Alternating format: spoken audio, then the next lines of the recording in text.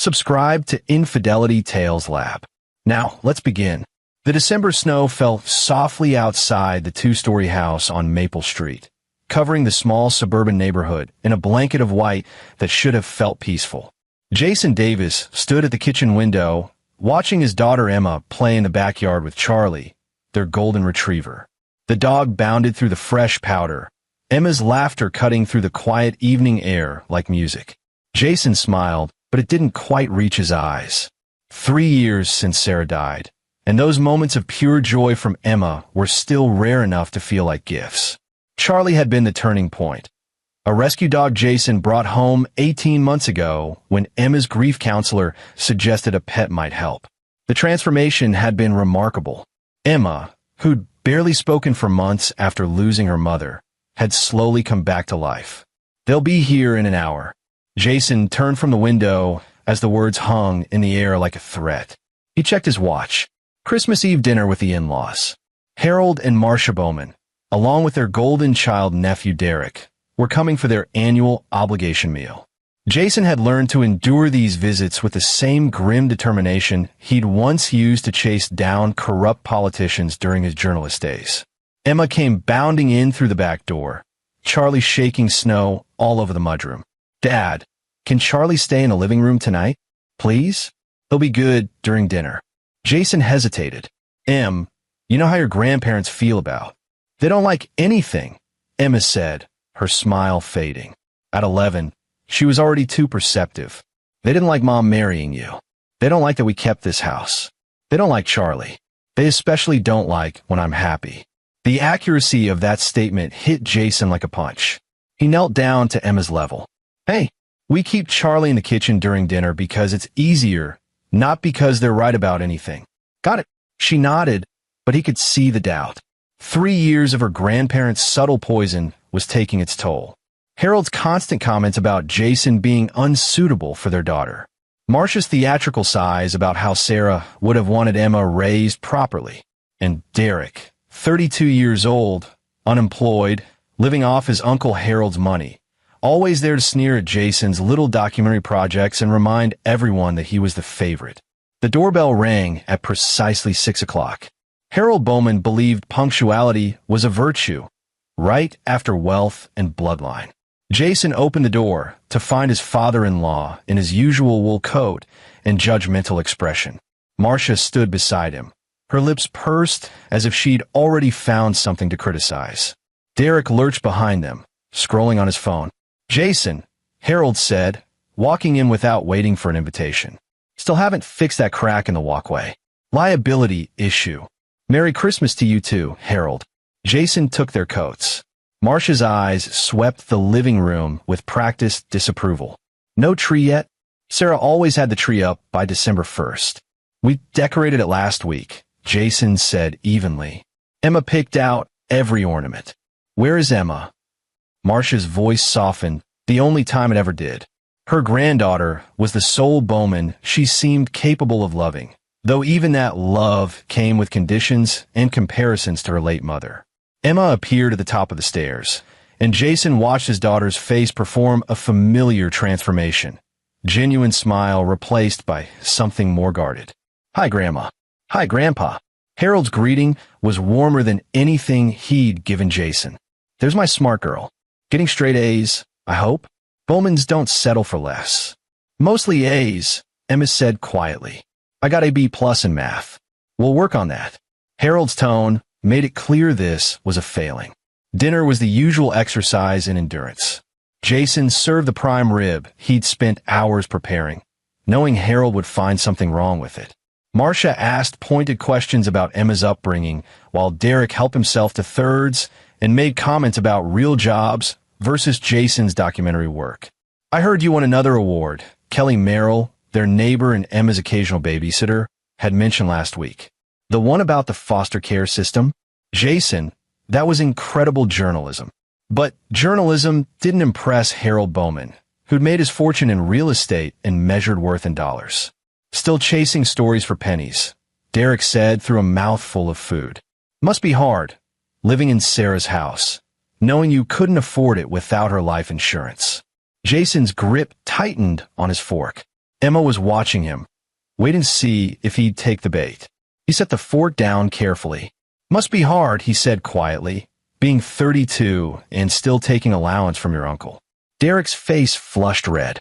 Marcia gasped. Harold's eyes turned cold. Derek is between opportunities, Marcia said icily. He's not some working-class drudge. He's selective. He's unemployed, Jason said. There's a difference. The dinner deteriorated from there. Emma excused herself early, taking Charlie upstairs. Jason endured another hour of barely veiled insults before the Bowmans finally left. But not before Harold pulled him aside at the door. We're concerned about Emma, Harold said, his voice low. Marcia and I have discussed getting her into a proper boarding school. The kind Sarah attended. She needs structure, discipline, the right influences. She needs her father, Jason said. And her home. Does she? Or does she need parents who can provide the life a Bowman deserves? Harold's implication was clear. Derek mentioned he'll be staying at our place through New Year's. He'll be joining us for Christmas morning. 9 o'clock sharp. Don't be late. Jason watched them drive away, fighting the urge to tell Harold exactly where he could put his boarding school suggestion. Instead, he went upstairs to find Emma sitting on her bed, Charlie's head in her lap. I heard Grandpa, she said softly, about the boarding school. Jason sat beside her. That's not happening, Em. I promise. But what if they won't? I won't let them. He wrapped an arm around her shoulders. You, me, and Charlie. That's our family. No one changes that. She leaned against him, and they sat in silence, watching the snow continue to fall outside her window. Jason thought about Harold's words, the constant pressure to give Emma up to their proper Bowman upbringing. The suggestion came up every few months, always after Marcia had whispered something about Jason being inadequate. What Jason had never told the Bowmans was that Sarah's death hadn't been the accident they all believed. He'd spent months investigating after the funeral, using every skill from his journalism career. The brake line failure that killed Sarah had been deliberate. He'd proven it. But the police ruled it accidental, and without concrete evidence pointing to a suspect, the case was closed. Jason had his suspicions about who might have wanted Sarah dead. She'd been preparing to challenge Harold for control of the family business, armed with evidence of his tax fraud. She told Jason everything the week before she died. After the funeral, those documents vanished from their safe deposit box. Only 3 people knew about them: Jason, Sarah, and Harold, who had the spare key as trustee. But he couldn't prove it. Not yet. Emma fell asleep against his shoulder. Jason carried her to bed, tucking Charlie in beside her. The dog's soft breathing seemed to calm her even in sleep. He stood in the doorway, watching them, and made a silent promise to his late wife. Their daughter would have the childhood Sarah wanted for her, full of love and laughter, with the dog who'd brought her back from grief. Nothing would take that away from Emma. Not Harold's money. Not Marcia's judgment. Not Derek's entitlement. Nothing. Christmas morning arrived with fresh snow and bright sunshine. Jason woke early to start coffee and prepare Emma's favorite cinnamon roll breakfast. He heard her padding down the hallway, Charlie's nails clicking on the hardwood floor beside her. Merry Christmas, sweetheart, Jason called out. I'm making. He stopped. Emma stood frozen in the hallway, a piece of paper in her trembling hand. Her face was pale, eyes already brimming with tears. Em, what's wrong? She couldn't speak, just held out the paper. Jason took it, his blood running cold as he read the words written in Marcia's distinctive cursive handwriting. We gave your dog away. Your cousin Derek didn't want it around during his visit. This is for the best. The animal was making you too attached to this house and your father's mediocre lifestyle. Don't make a scene when you come over. Bowmans don't make scenes. See you at 9 a.m. Grandmother. Jason read it twice, unable to process what he was seeing. When did you find this? It was on my door when I woke up. Emma's voice cracked. Dad, where's Charlie? They searched the house. Every room, every closet, the garage, the backyard. No golden retriever. No scratching at doors. No happy barking. The silence was deafening. Emma's bedroom window. Jason noticed it was unlocked, slightly open. He'd locked it himself last night before bed. They came back, Jason said slowly, the realization hitting him like ice water. After dinner, while we were sleeping, they came back and took him. Emma collapsed on her bed, sobbing. The sound tore through Jason's chest, bringing back memories of those first months after Sarah's death when Emma cried herself to sleep every night. They'd finally gotten past that. Finally found joy again. And the Bowmans had ripped it away like it meant nothing. Jason sat with his daughter while she cried, his own rage building into something cold and focused. This wasn't just about a dog. This was about control. About Harold and Marcia asserting their dominance, reminding Jason that they could reach into his home, take what his daughter loved, and expect him to show up at 9 o'clock and smile about it. The note said, "Don't make a scene." They expected him to be reasonable, to understand their twisted logic. They expected him to teach Emma that Bowmans didn't make scenes, that you swallowed your pain and moved on. Jason made a decision. "Emma," he said quietly, "I need you to listen to me very carefully. We're not going to Grandma and Grandpa's house at 9. We're going to find Charlie, and we're going to bring him home. But first, I need to make some calls." What if they already? Emma couldn't finish the sentence. They wouldn't. Jason was certain of this. They want leverage over us. Charlie's alive, probably already dropped off at a shelter or given to someone. They'll have a story ready about how it's better for you. But here's what they don't know. I'm very good at finding things. That's what I do for a living. I find a truth, and I document it. And I'm going to find Charlie. Emma wiped her eyes. "Really? I promise you." Jason pulled out his phone. "But after this, things are going to change. Your grandparents cross a line they can't come back from. You understand that?" She nodded slowly. At 11 years old, she understood more than she should have to. Jason's first call was to Rick Knight, his oldest friend from college, and the only person he truly trusted. Rick answered on the second ring, his voice groggy. "It's 7 in the morning on Christmas, Davis. This better be good. I need your help," Jason said. "And it's not going to be legal." Rick was silent for a moment.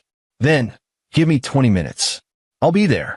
The second call was to the police non-emergency line. Jason reported a break-in and a stolen pet, giving them the facts in the flat, emotionless tone he'd perfected during his journalist days.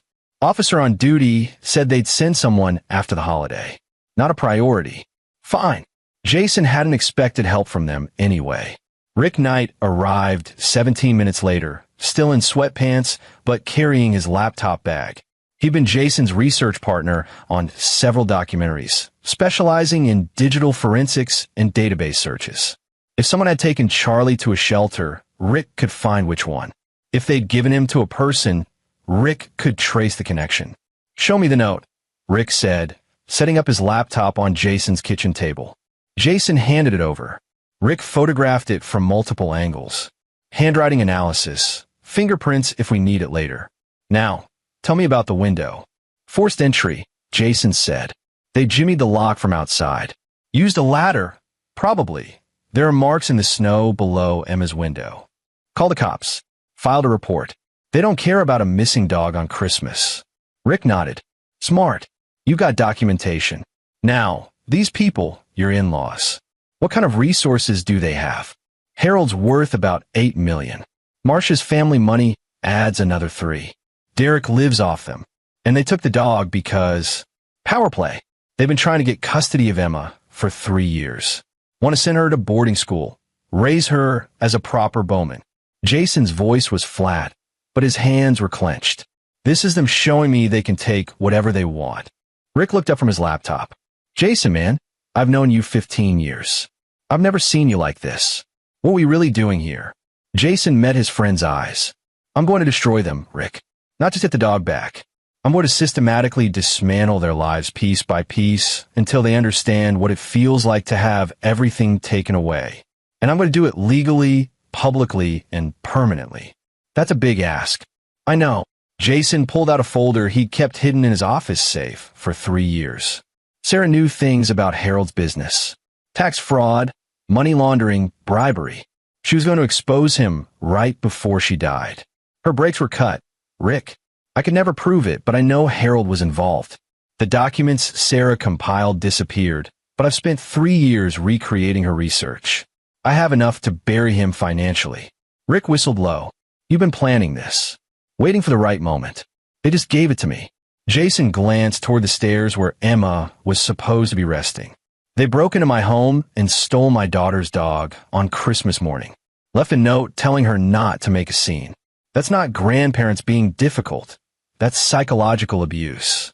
And I'm done tolerating it. Okay, Rick said. I'm in. But first we find the dog.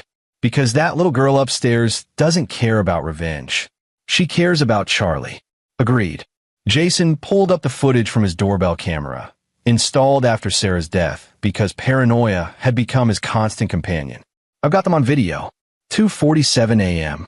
Harold and Derek using a ladder to access Emma's window. Rick leaned forward. That's breaking and entering, plus burglary, which the cops won't prosecute on Christmas Day for a dog. But I will use it.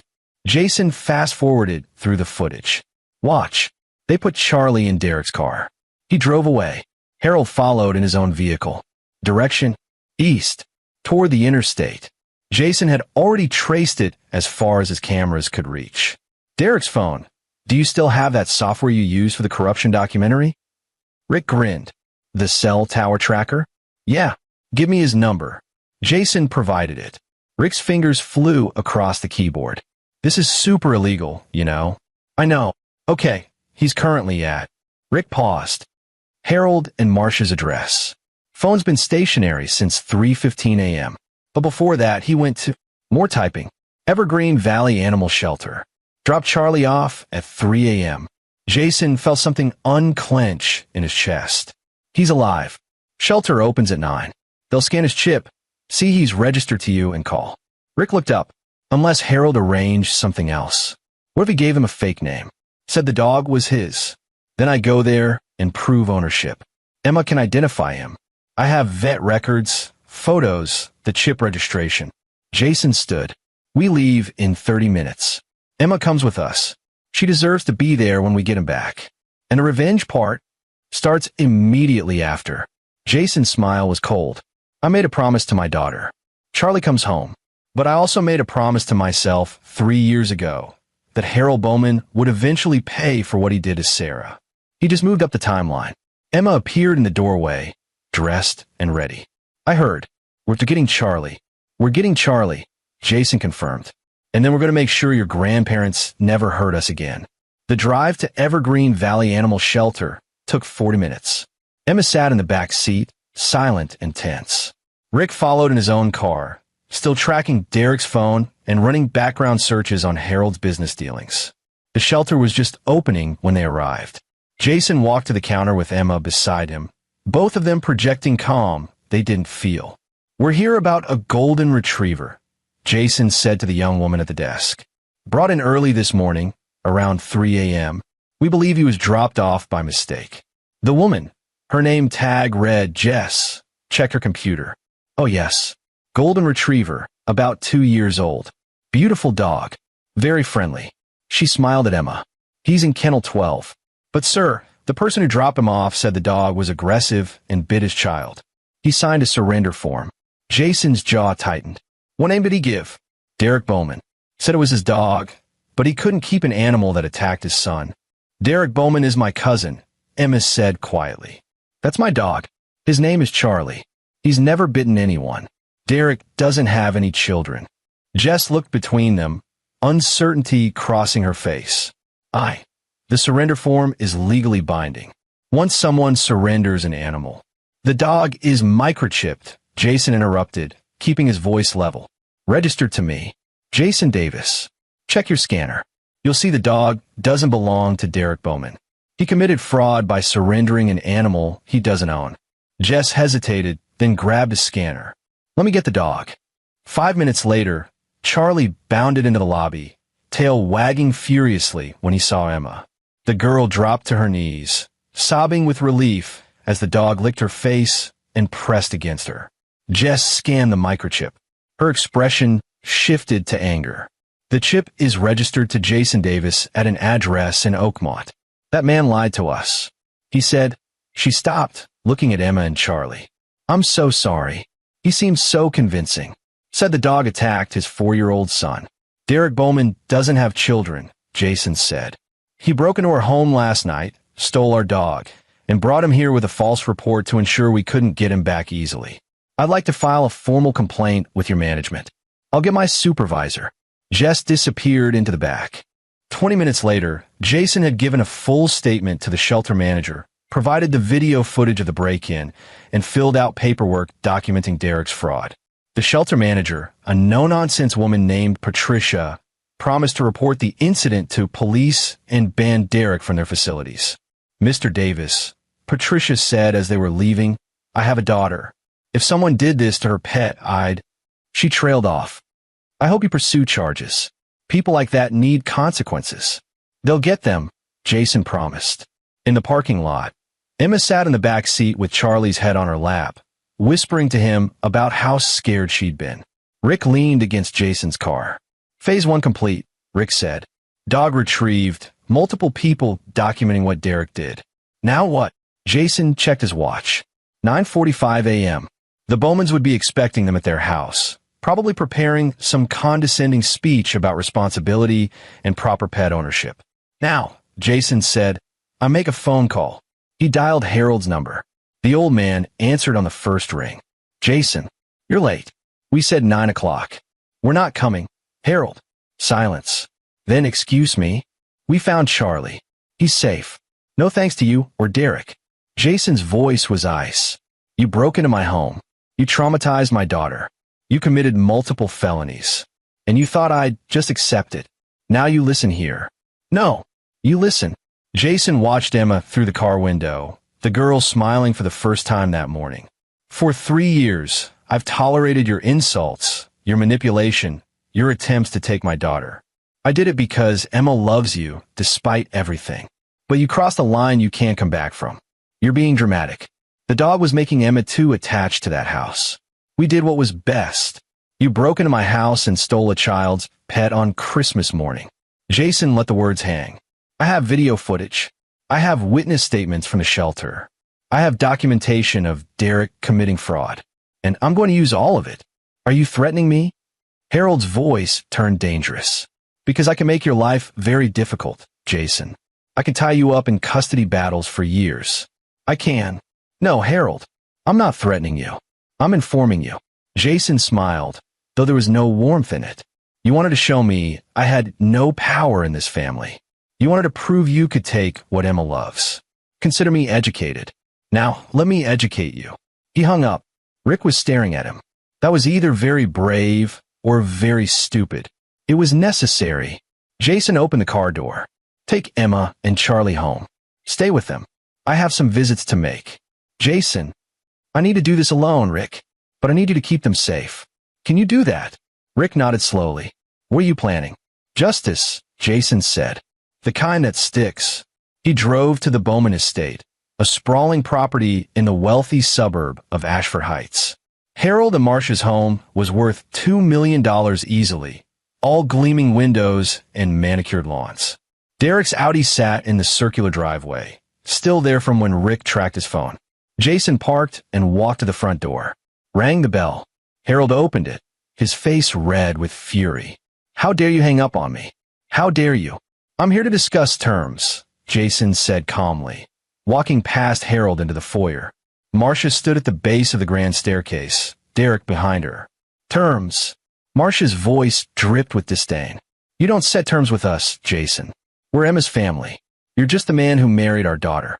I'm the man who's about to destroy everything you've built."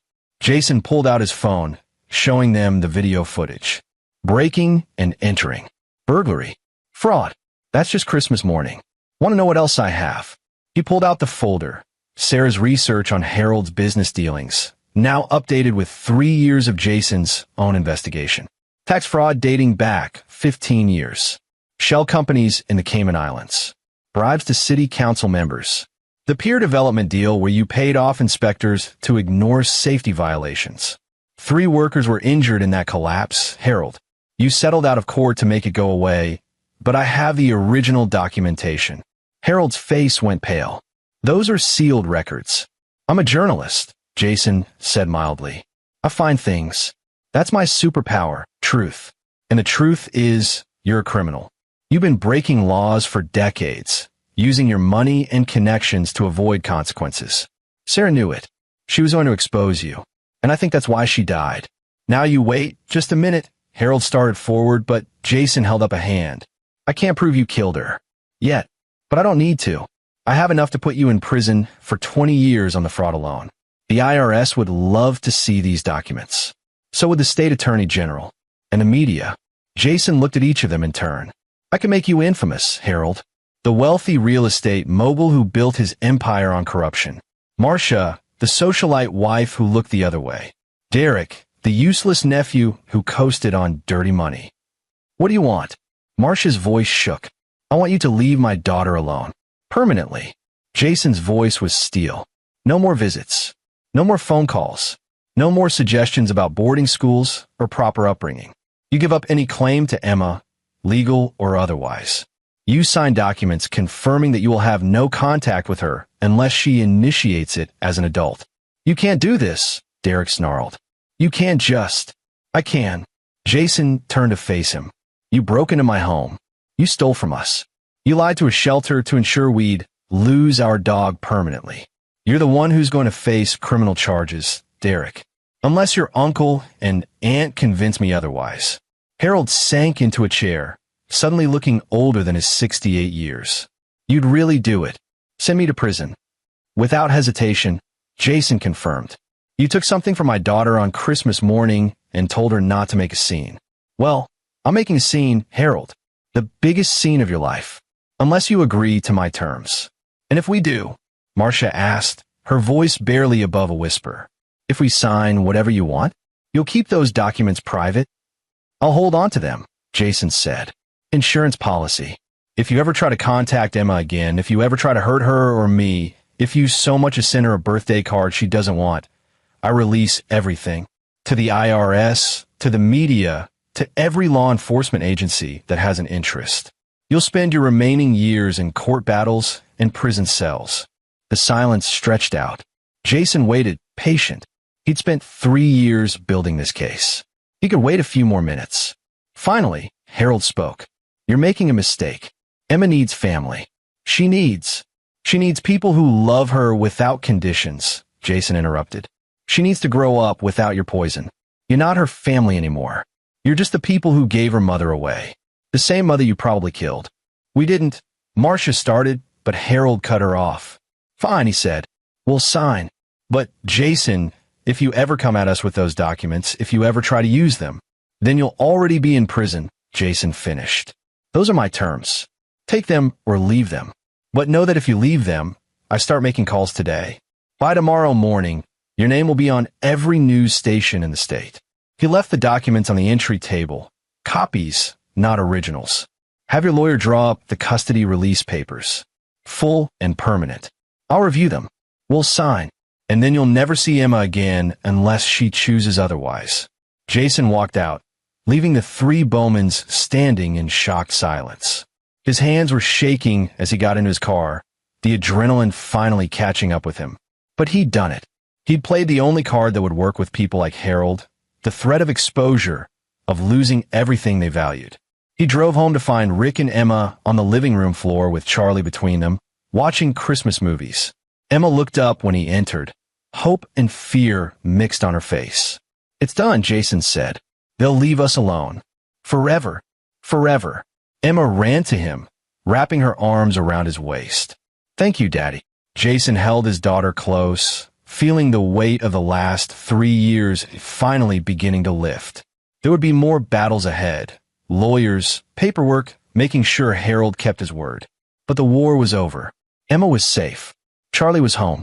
And the Bowmans had learned what happens when you corner someone who knows how to fight back with the truth. Rick stood, gathering his things. You okay? Getting there, Jason said. Thanks for your help. Anytime. Rick paused at the door. Sarah would be proud, you know, of how you protected Emma. After Rick left, Jason and Emma spent the rest of Christmas Day together. They opened presents, fewer this year, but more meaningful. Emma gave him a framed drawing she'd made of their family.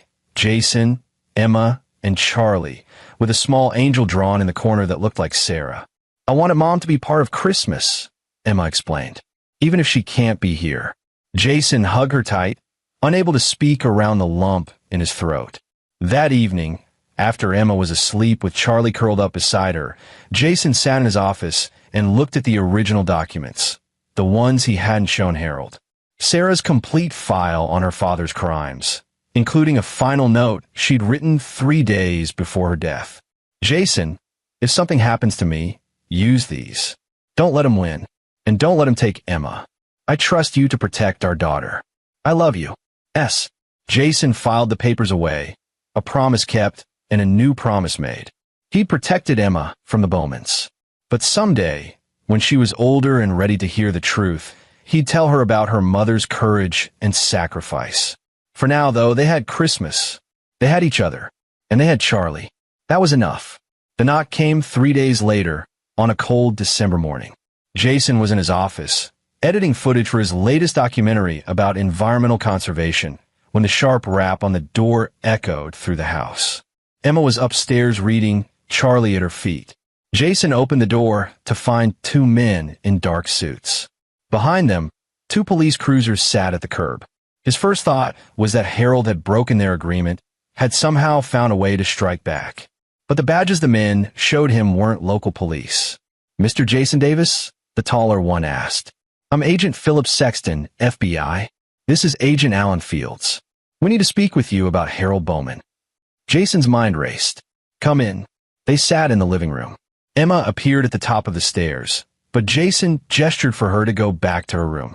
She disappeared reluctantly. Mr. Davis, Sexton began, we understand you recently had an altercation with Harold Bowman regarding your daughter and a pet. My in-laws broke into my home and stole our dog. I retrieved him and made it clear there would be consequences if they bothered us again. Jason kept his voice measured. Why is the FBI involved? Because 2 days ago, Harold Bowman walked into our field office and attempted to file a complaint against you. He claimed you were attempting to extort him with falsified documents about his business practices. Fields pulled out a notepad. He wanted you arrested for blackmail. Jason felt cold spread through his chest. Those documents aren't falsified. We know, Sexton said. That's why we're here. Not to arrest you. To ask what you know. Jason stared at them. I don't understand. Mr. Davis, we've been investigating Harold Bowman for 18 months as part of a larger probe into real estate corruption in this region. Tax fraud, money laundering, bribery of public officials. When he came in accusing you of extortion, he inadvertently confirmed that the documents existed and suggested they contained legitimate information about his illegal activities. Sexton leaned forward. We'd like to see what you have. And if I share them with you? Then Harold Bowman goes to prison. Fields said it flatly, along with several co-conspirators. We have partial evidence, but what you described, documents compiled by his own daughter, that could make the difference between a case we can build slowly and a case we can close quickly. Jason thought about his confrontation with Harold, about the threat he'd made to keep the documents private if Harold left Emma alone, about whether giving them to the FBI constituted breaking that promise. Then he thought about Sarah, 3 years dead, her brakes cut, and her evidence stolen. About Emma, traumatized on Christmas morning. About the workers injured in Harold's building collapse because he'd paid off inspectors. Sarah was my wife, Jason said quietly. Harold's daughter. She compiled evidence against her father because she believed in doing the right thing, even when it cost her. I think she was killed for it. I can't prove that, but I believe it. And I've spent 3 years finishing what she started. He went to his office and returned with the full file. Everything Sarah had gathered, everything he'd added. Tax records, wire transfers, recorded conversations, photographs, testimonies from workers who'd been cheated or endangered by Harold's corner cutting. Sexton and Fields spent an hour reviewing the documents, their expressions growing more serious with each page. This is comprehensive, Fields finally said. Mr. Davis, this is evidence of federal crimes going back 2 decades. If even half of this holds up, it will, Jason interrupted. Sarah was meticulous. So am I. Every document is verified. Every claim has supporting evidence. I used to be an investigative journalist. I know how to build a case. Then why didn't you come to us? Sexton asked. Why keep this private? Because I wanted leverage. Jason met their eyes. My in-laws have been trying to take my daughter for 3 years. They think I'm unsuitable because I'm not wealthy enough, not Bowman enough. I needed something to make them back off permanently. These documents were my insurance policy. But now Harold went to the FBI and admitted the documents are real, which means he violated our agreement. Jason felt something dark and satisfied settle in his chest. He told me if I ever used those documents, he'd come at me with everything he had. He just did. So the agreement is void. Fields and Sexton exchanged glances. Mr. Davis, if we use this evidence, Harold Bowman will know it came from you. He can't do anything to me, Jason said. Not from prison. And that's where he's going, isn't it? Based on what we're seeing? Yes. Likely 10 to 15 years. Possibly more if we can prove conspiracy charges. Sexton closed the folder. We'll need your full cooperation. Testimony, depositions, possibly trial appearances. You'll have it. Jason stood. On one condition. My daughter doesn't get pulled into this. No testimony from her. No media attention on her. She's suffered enough because of the Bowmans. Agreed. She's a minor and a victim. We'll keep her out of it. Field stood as well. Mr. Davis, I have to ask. Did you plan this? The confrontation with Harold, knowing he might report you. Jason smiled slightly. I'm a documentary filmmaker. I tell stories. Sometimes the best stories are the ones where the bad guy defeats himself. He walked them to the door. Harold could have left us alone, could have signed the papers and disappeared from our lives. Instead, he went to federal authorities and confirmed he's been committing crimes serious enough that my documentation scared him. That's not strategy. That's karma. After they left, Jason stood at the window watching their cars pull away. Emma came downstairs, Charlie beside her. Dad? Were those police? FBI, Jason said. They're going to arrest Grandpa Harold. For crimes he committed. Crimes Mom knew about and was trying to stop. Emma processed this silently. Good, she said finally. He hurt people. He hurt Mom. He tried to hurt us. Yes, he did. Will we be okay? Jason pulled her close. We will. I promise. The next weeks unfolded like a carefully scripted film, which Jason documented obsessively.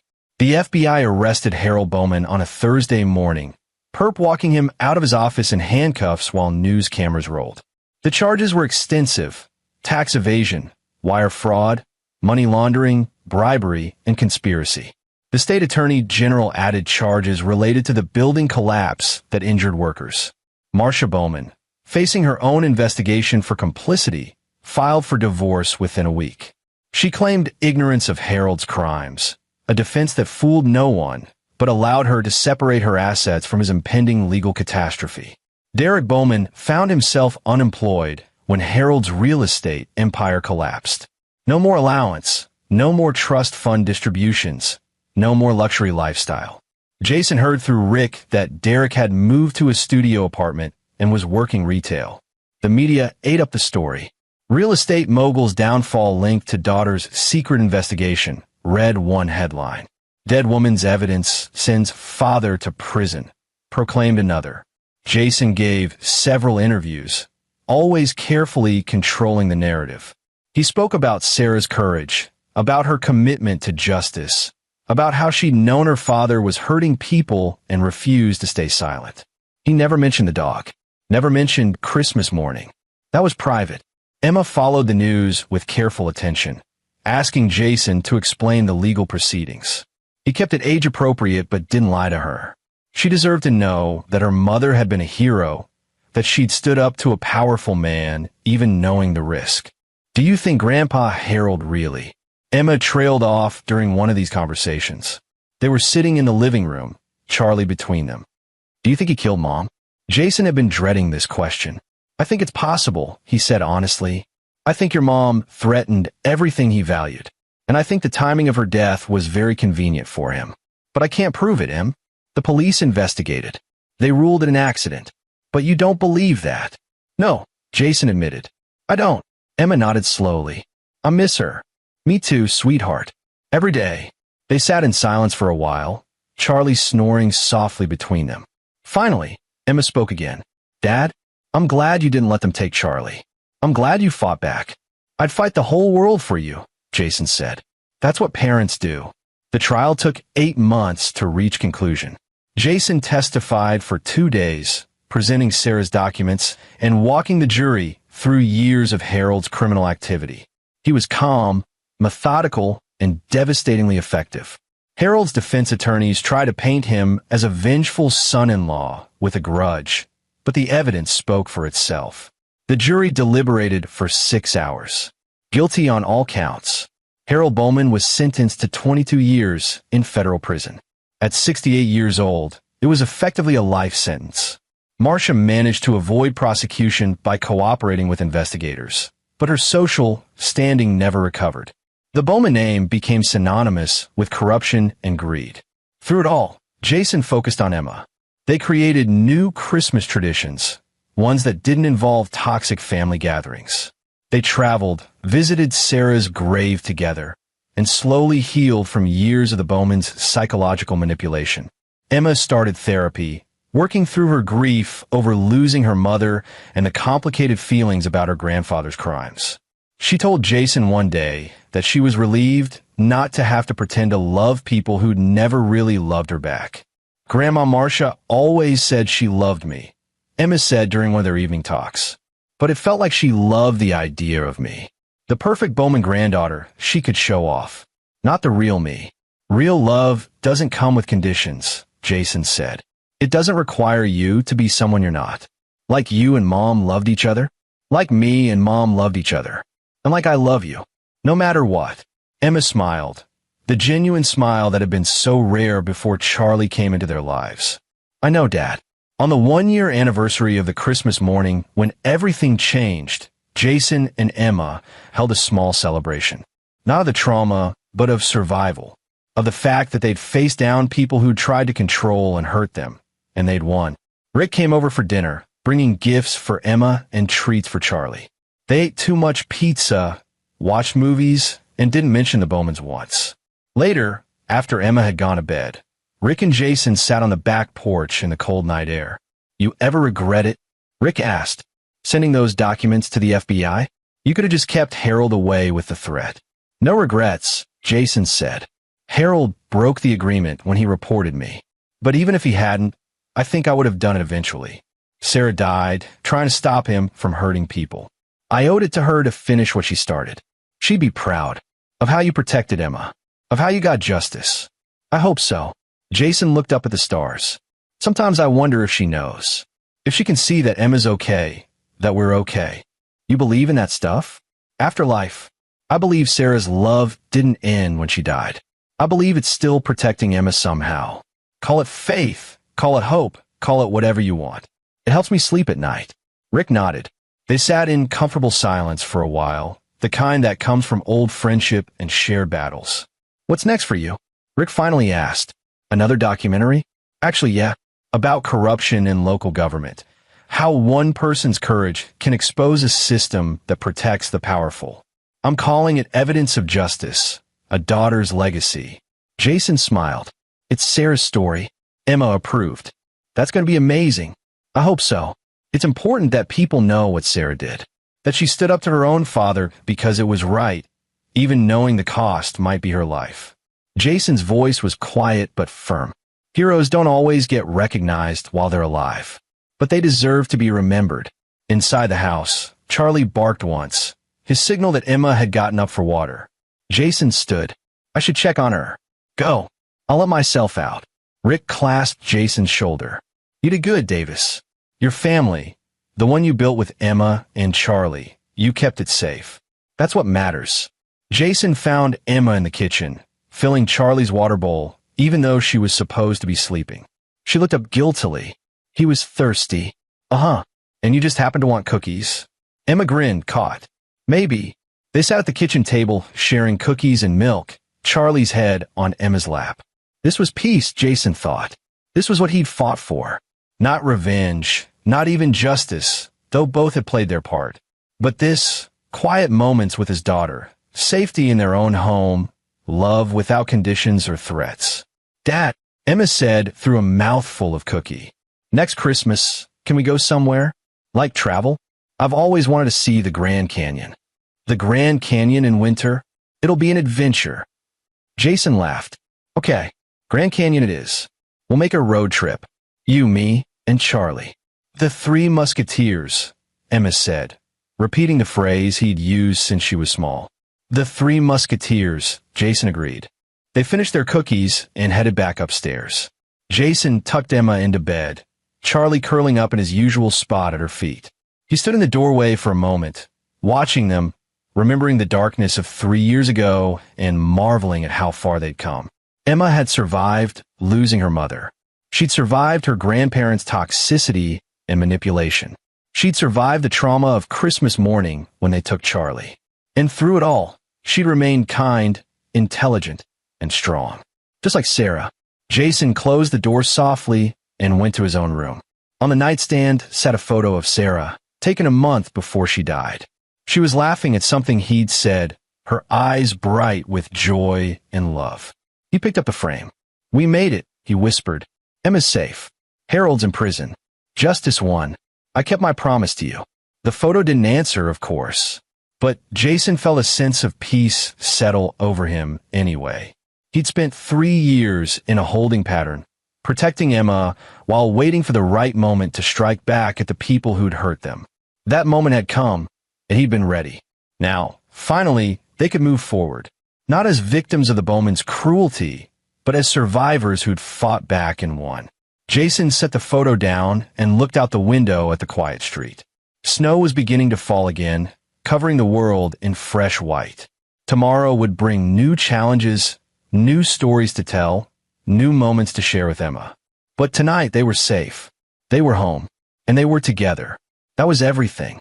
5 years later, Jason stood at the back of a university auditorium, watching Emma accept an award for her investigative journalism piece about systemic corruption in family court systems.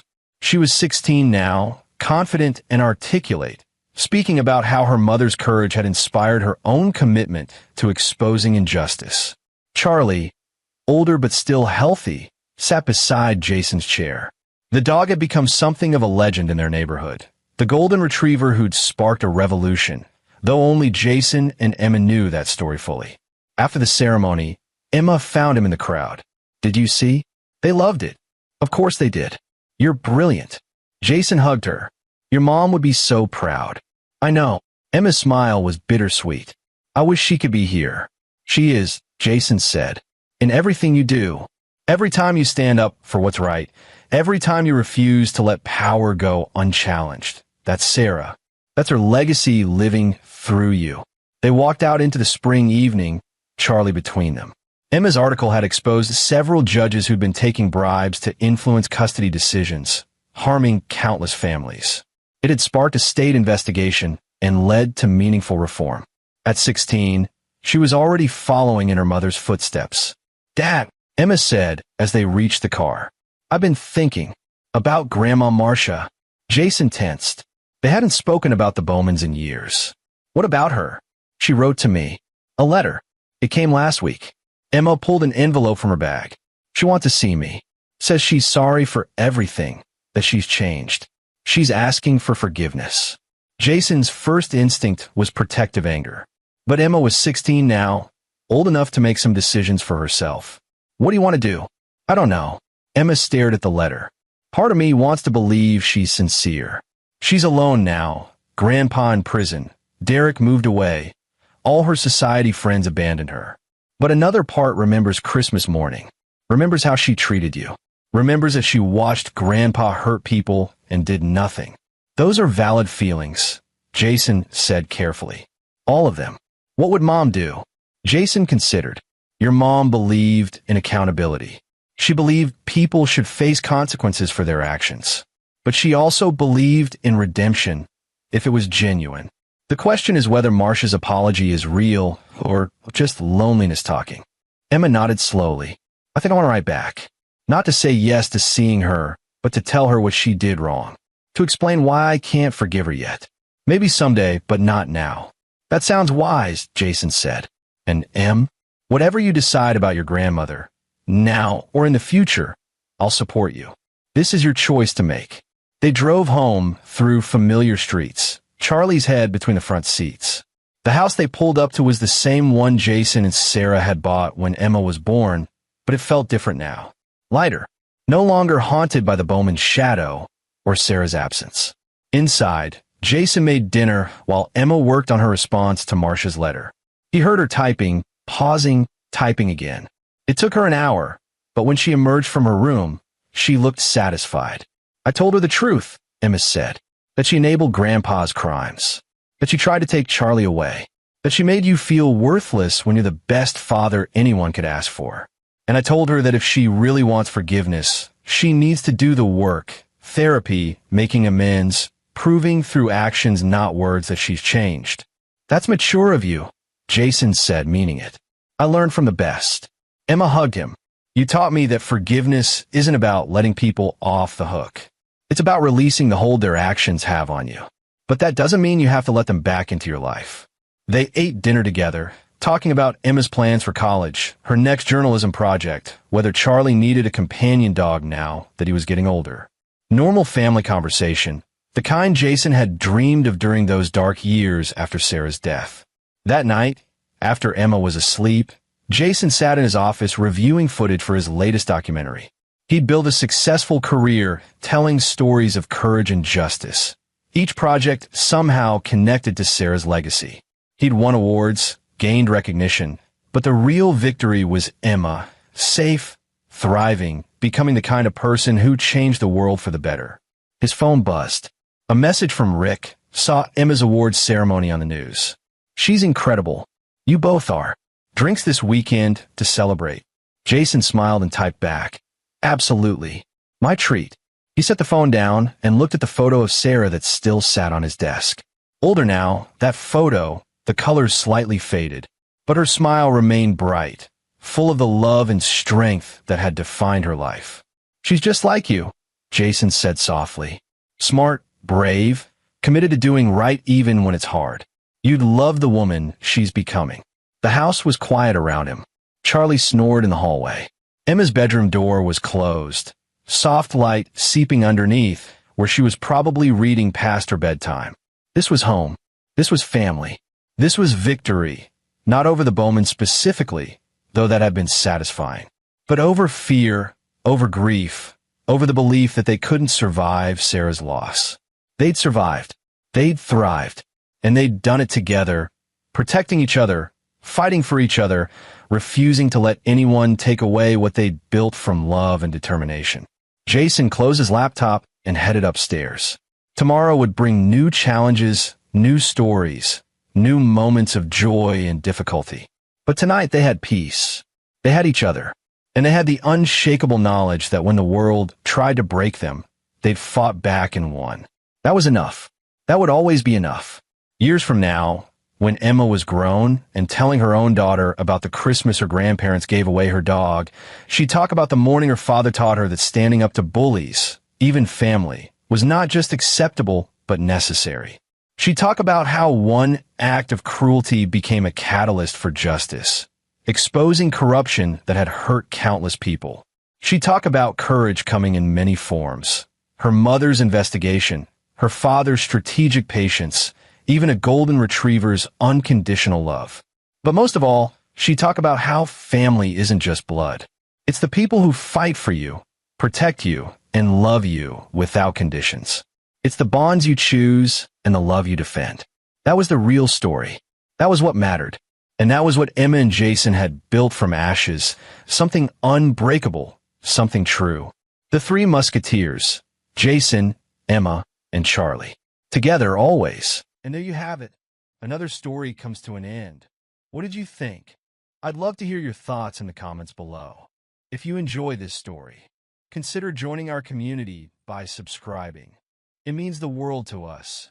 For more stories like this one, check out the recommended videos on screen.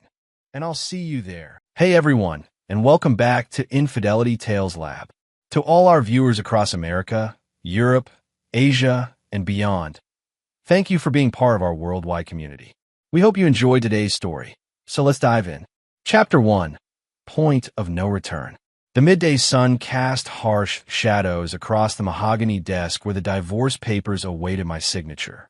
I, Harrison Blake, former Delta Force operative turned security consultant, stared at the dotted line with a mix of anger and resignation.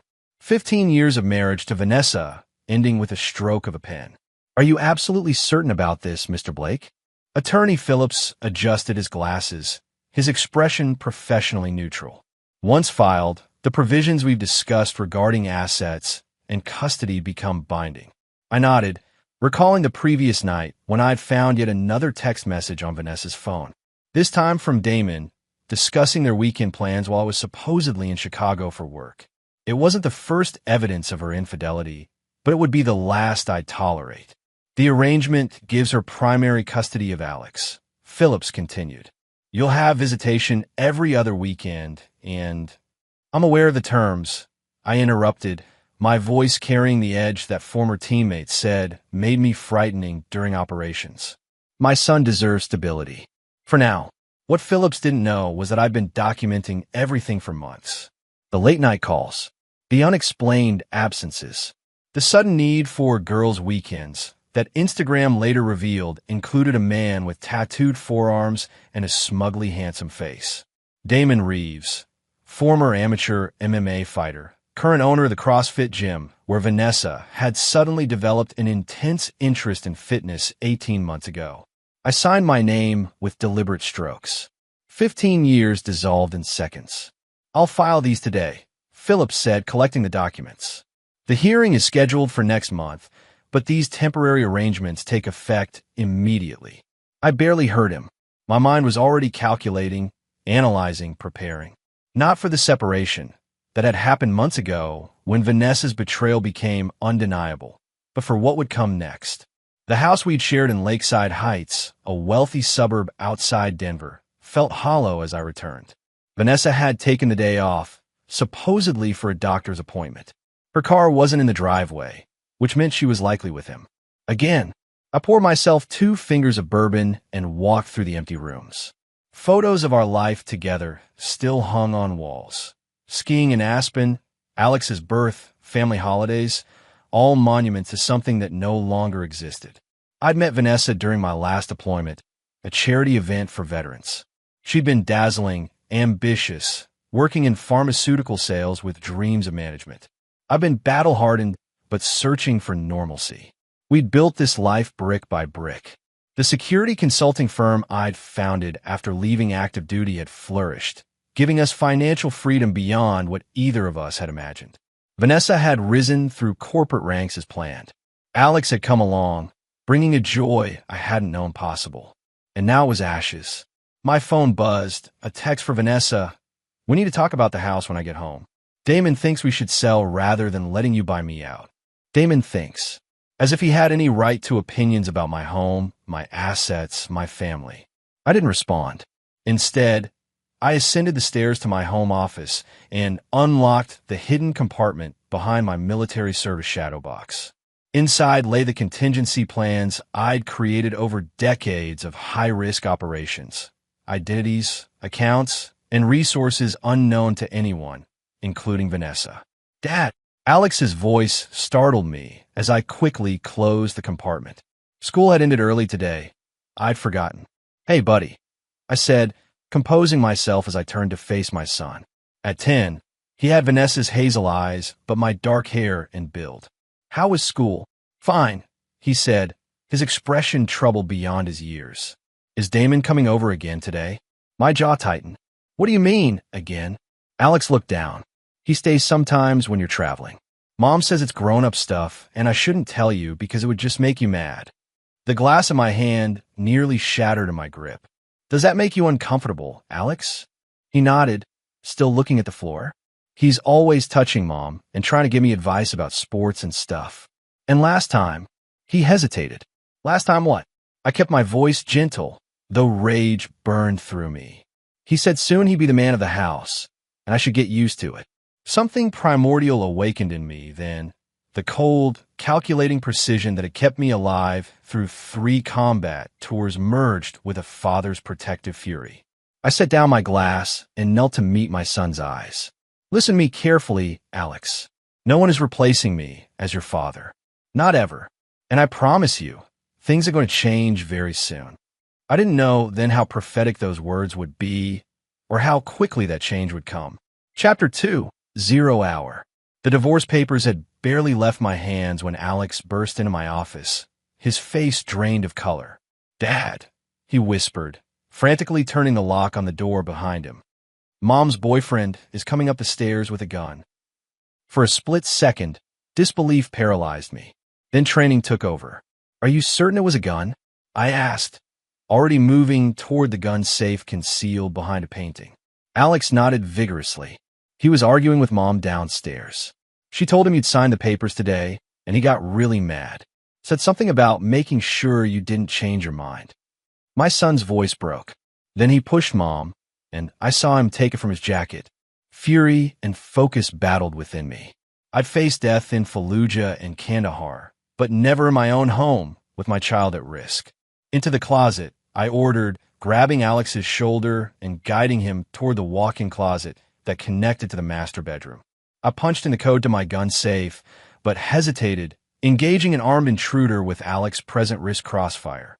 Instead, I grabbed the tactical knife from my deployment gear and quickly ushered Alex into the closet's hidden panic room, a reinforced space I'd installed years ago, a precaution for my security work that Vanessa had called paranoid. "Stay here," I whispered, showing him how to seal the panic room from inside.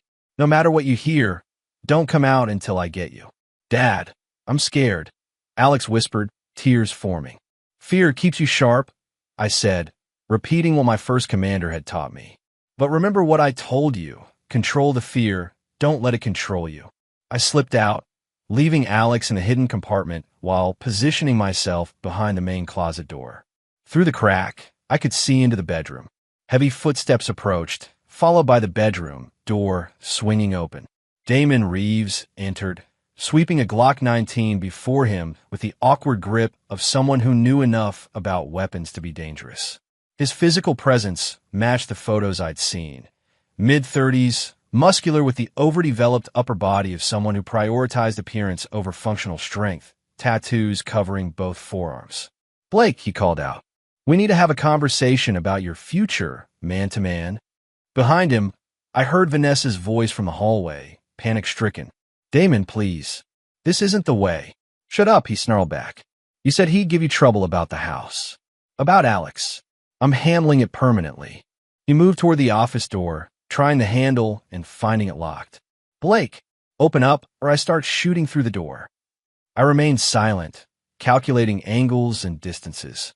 When he turned toward the closet, I knew my window was approaching. The closet door swung open, and Damon stepped in, gun extended. The moment he crossed the threshold, I struck. My knife hand clamped down on his gun wrist, driving it upward while my other arm locked around his throat from behind. The surprise gave me the critical advantage. He tried to pivot, to bring the weapon to bear, but 15 years of combat training against his gym muscles wasn't a fair fight. We crashed against the closet wall. His finger tightened reflexively on the trigger, discharging a round into the ceiling. I drove my knee into the back of his leg, collapsing him forward while maintaining the chokehold. The knife pressed against his carotid artery. "Drop it," I hissed in his ear. His response was to thrash violently, trying to break my grip. The gun discharged again, the bullet splintering wood inches from where Alex was hidden. That shot decided Damon's fate. 2 minutes of controlled, silent violence followed. When it ended, Damon lay unconscious on the closet floor, the knife wound in his shoulder bleeding, but not life-threatening. His gun was secured, emptied, and in my possession. His breathing was labored, but stable. I zip-tied his hands and feet with restraints from my security kit, then gagged him with a necktie. Only then did I step out to face Vanessa, who stood frozen in the bedroom doorway. Her scream pierced the air when she saw Damon's bloodied form. "What have you done?"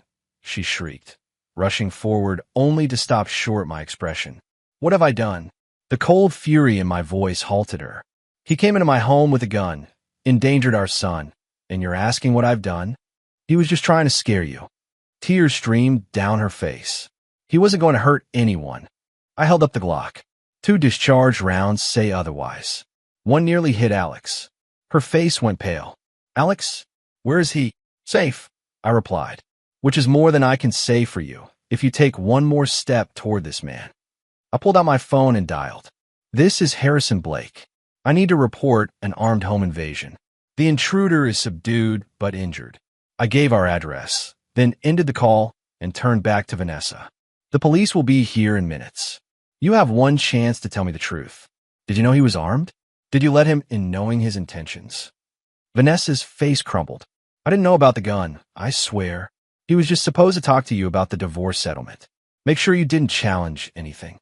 By threatening me at gunpoint, in front of our son, the control in my voice was slipping. I didn't know Alex was home. He was supposed to be at Jason's house after school. From the closet came a small voice. Mom canceled my play date this morning. She didn't tell you. Alex stood in the closet doorway, having emerged from the panic room despite my instructions. His young face showed a mixture of fear and, something worse, understanding. In that moment, he looked older than his 10 years. Alex, baby, are you okay? Vanessa moved toward him, but he stepped back, moving closer to me. You lied, he said simply. You told Damon that Dad would be gone until tonight.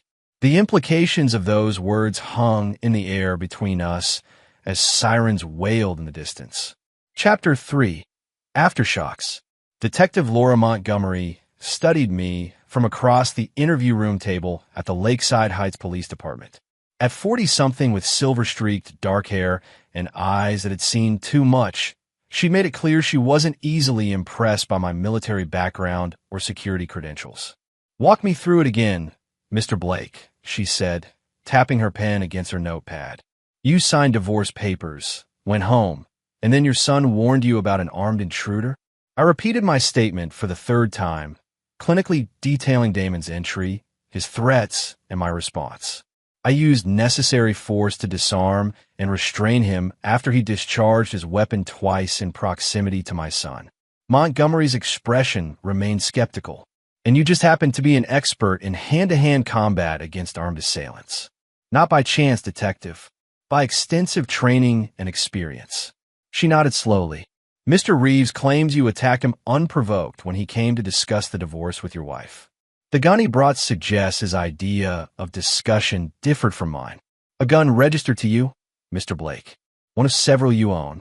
I leaned forward slightly. A gun stolen from my collection during one of his previous visits to my home while I was traveling. As the gunshot residue test will confirm, he fired it twice.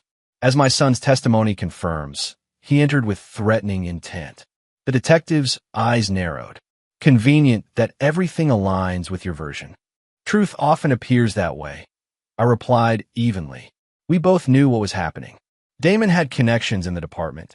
Friends from his gym, including Officer Powell, who'd responded to the call and immediately tried steering the investigation toward charging me with assault. 4 hours of questioning later, I was released without charges. The evidence was too clear. Gunshot residue on Damon's hands, Alex's testimony, and even Vanessa's reluctant admission that Damon had been agitated about ensuring I didn't contest the divorce terms. Outside the station, Bernard Reynolds waited beside his black Audi. My oldest friend and the chief counsel for my security firm looked out of place in the police parking lot with his impeccable suit and silver-rimmed glasses. You look like hell, Harry, he said as I approached. Feel worse, I replied, climbing into the passenger seat. Alex, safe with my sister Mariah at her place. Vanessa tried to take him, but I intervened with a temporary emergency custody filing. Judge Winters granted it given the circumstances. Relief flooded through me.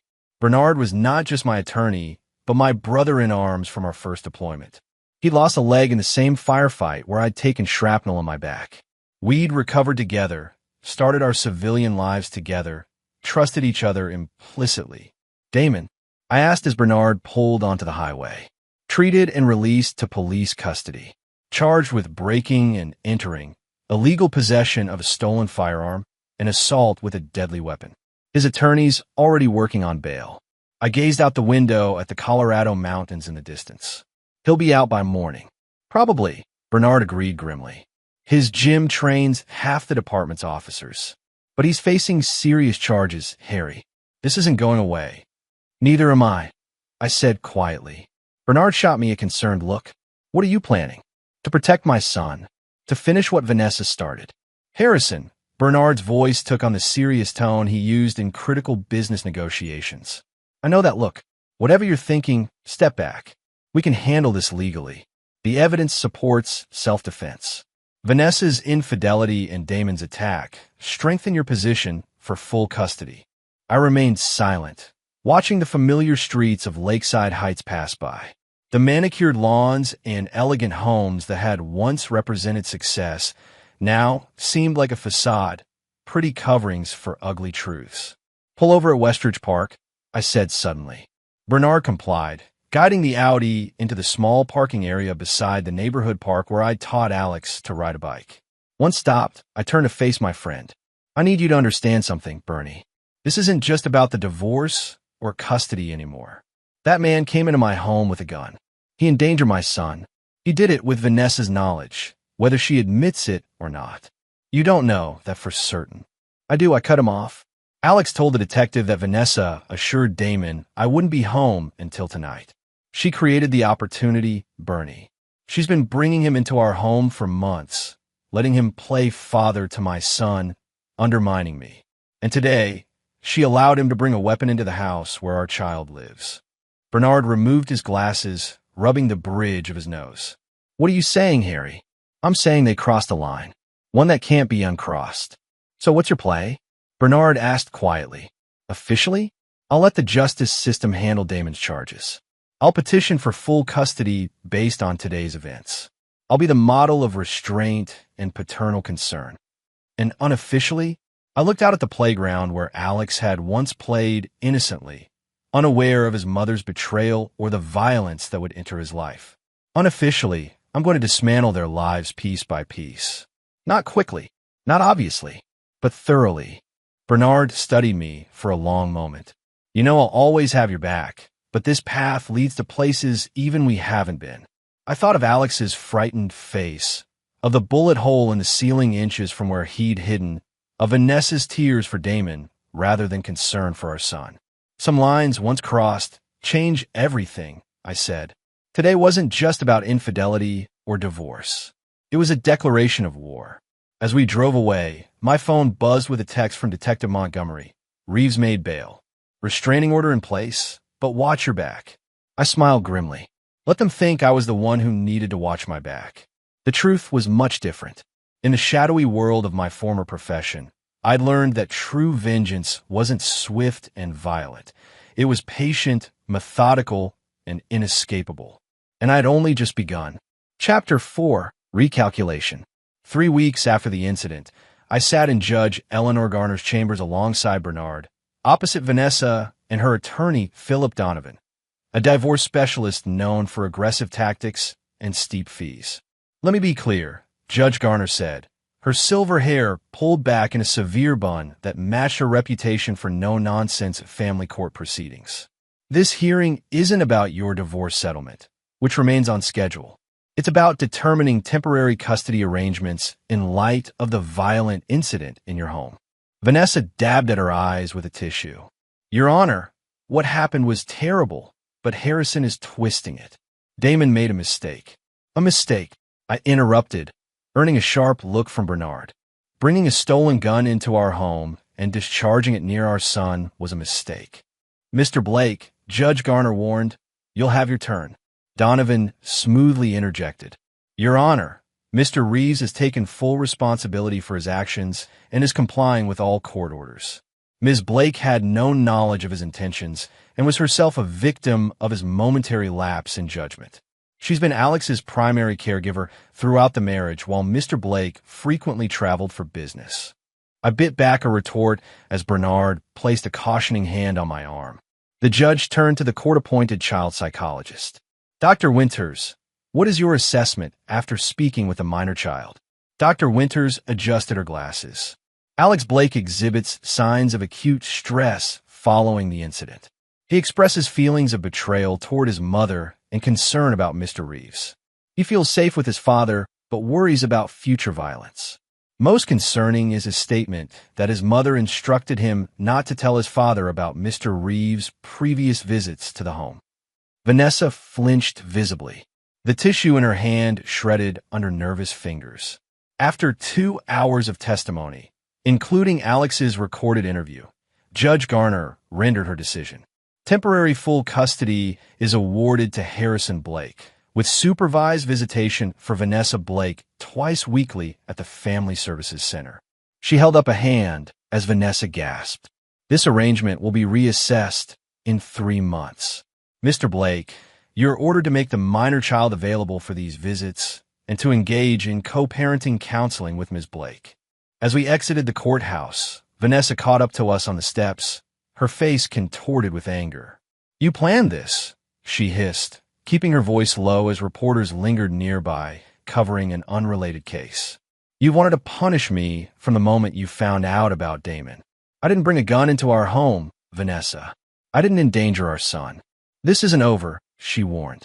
When people learn what you're really like, be very careful. I cut her off, my voice dropping to a register she'd rarely heard, the one reserved for truly dangerous situations. You have no idea what I'm really like, but you're about to find out. The color drained from her face as Bernard steered me toward the parking garage. That was unnecessary, he muttered once we were alone. It was entirely necessary, I replied. Phase 1 is complete. Now for Phase 2. Bernard sighed. The custody ruling went our way. Let's focus on finalizing the divorce advantageously and moving forward. I shook my head. You still don't understand. This was never just about custody or divorce terms. Later that evening, after putting Alex to bed in our temporary apartment, a secure, high-rise unit owned by my company, I made a call to Solomon Reed, a former NSA analyst who now worked exclusively for select private clients, including my firm. I need everything on Damon Reeves, I said when he answered. Not just the surface background we already have. I want digital footprints, financial regularities, personal weaknesses, everything. That's comprehensive work, Solomon replied. Timeline, 2 weeks. And the same for Vanessa. Focus on her pharmaceutical connections and any communications with Reeves prior to their physical relationship. You're casting a wide net, Harry. I'm hunting bigger prey than anyone realizes, I replied.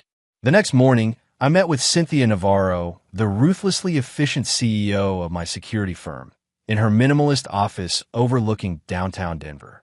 I need to step back from operations temporarily, I informed her. Family situation.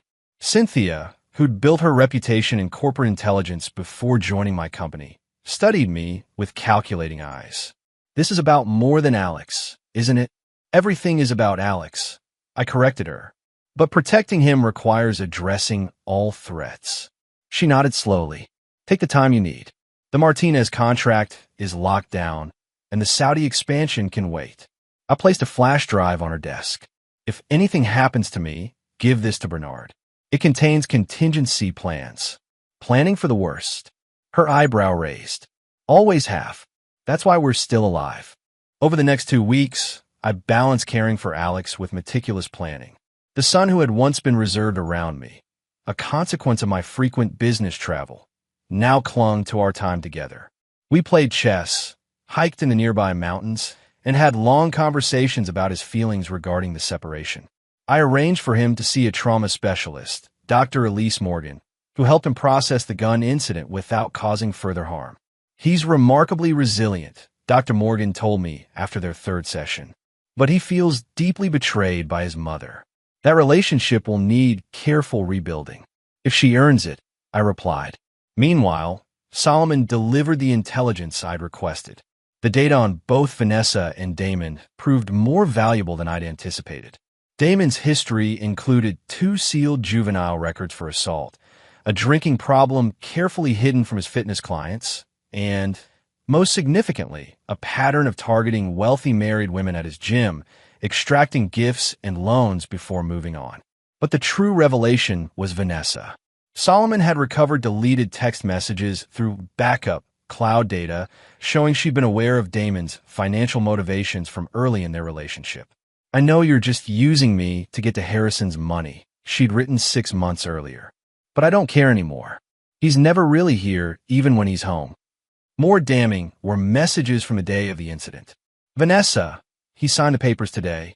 Once they're filed, we can push for the house and better settlement terms. Damon, I'll make sure he doesn't change his mind. Be home at 3. Vanessa, he'll be at the office until 6. Alex is at Jason's. We'll have the house to ourselves after you talk to Harrison. The timestamps showed she'd sent that last message after canceling Alex's playdate, knowingly creating a situation where our son would be home when Damon arrived armed.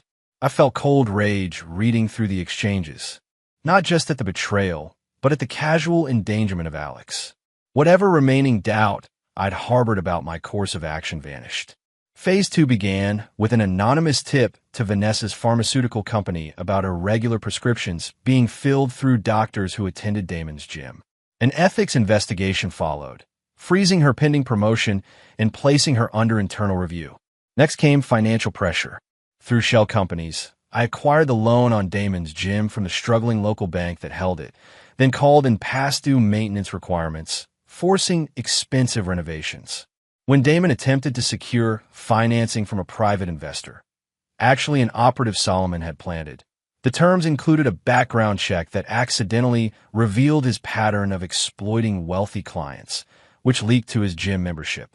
By month's end, Damon's business was bleeding members, and Vanessa was fighting to keep her job. Neither could prove any connection to me. "This feels excessive," Bernard commented during our weekly update at his lake house, where we spoke freely away from potential surveillance. "It's precisely calibrated." I corrected him, watching Alex play with Bernard's golden retriever near the shore. "They're experiencing exactly what they deserve. Consequences proportional to their actions." "And what's the end game?" Bernard asked. "Financial ruin? Public humiliation?" I smiled thinly. Phase 3. Chapter 5. Counterintelligence. The divorce hearing approached as autumn painted the Colorado landscape in fire colors. Despite Vanessa's attorney filing motions to expedite the process, Judge Winston had maintained the original schedule, giving me precious time to advance my strategy. Meanwhile, Damon's criminal case for the gun incident had hit unexpected complications. Key evidence, including the ballistics report confirming the bullets came from my stolen gun, was misplaced during a department transfer. Detective Montgomery, who'd been building a solid case, was reassigned to a task force investigating drug trafficking. I knew exactly why. Solomon's intelligence had revealed that Damon's connections went beyond training police officers at his gym. He supplied performance enhancers to several department members, including Lieutenant Christopher Wells, who'd ordered Montgomery's reassignment. This corruption demanded adjustment to my plans. I couldn't rely on the justice system to properly penalize Damon, but I could use this corruption against him. One unseasonably warm October evening, I received an unexpected visitor at the apartment. Detective Montgomery stood at my door, out of uniform, her expression grim. "We need to talk," she said. "Not here." 20 minutes later, we sat in her car in an empty parking garage. "Your case against Reeves is being buried," she stated bluntly. "Wells pulled me off officially, but I kept digging. Reeves has half the department's tactical team buying steroids through his special client program. They won't touch him." "Why tell me this?" I asked, studying her carefully. "Because I've worked family violence cases for 15 years, and I know when a child is in danger." Her knuckles whitened on the steering wheel. "Your ex-wife is still seeing Reeves despite the restraining order. He was at her apartment last night when I conducted surveillance." This wasn't news to me. Solomon's team had documented their continuing relationship, but Montgomery's involvement was unexpected. "What's your interest here, detective?" Professional dedication doesn't usually extend to off-book surveillance. Montgomery was silent for a moment. "My sister was killed by her ex-husband after the department ignored her protection order because he was friends with officers. That was in Chicago 12 years ago. I transferred here afterward." Her personal motivation explained her persistence. It also made her a potential asset. "What do you want from me?" I asked. "Information," she replied.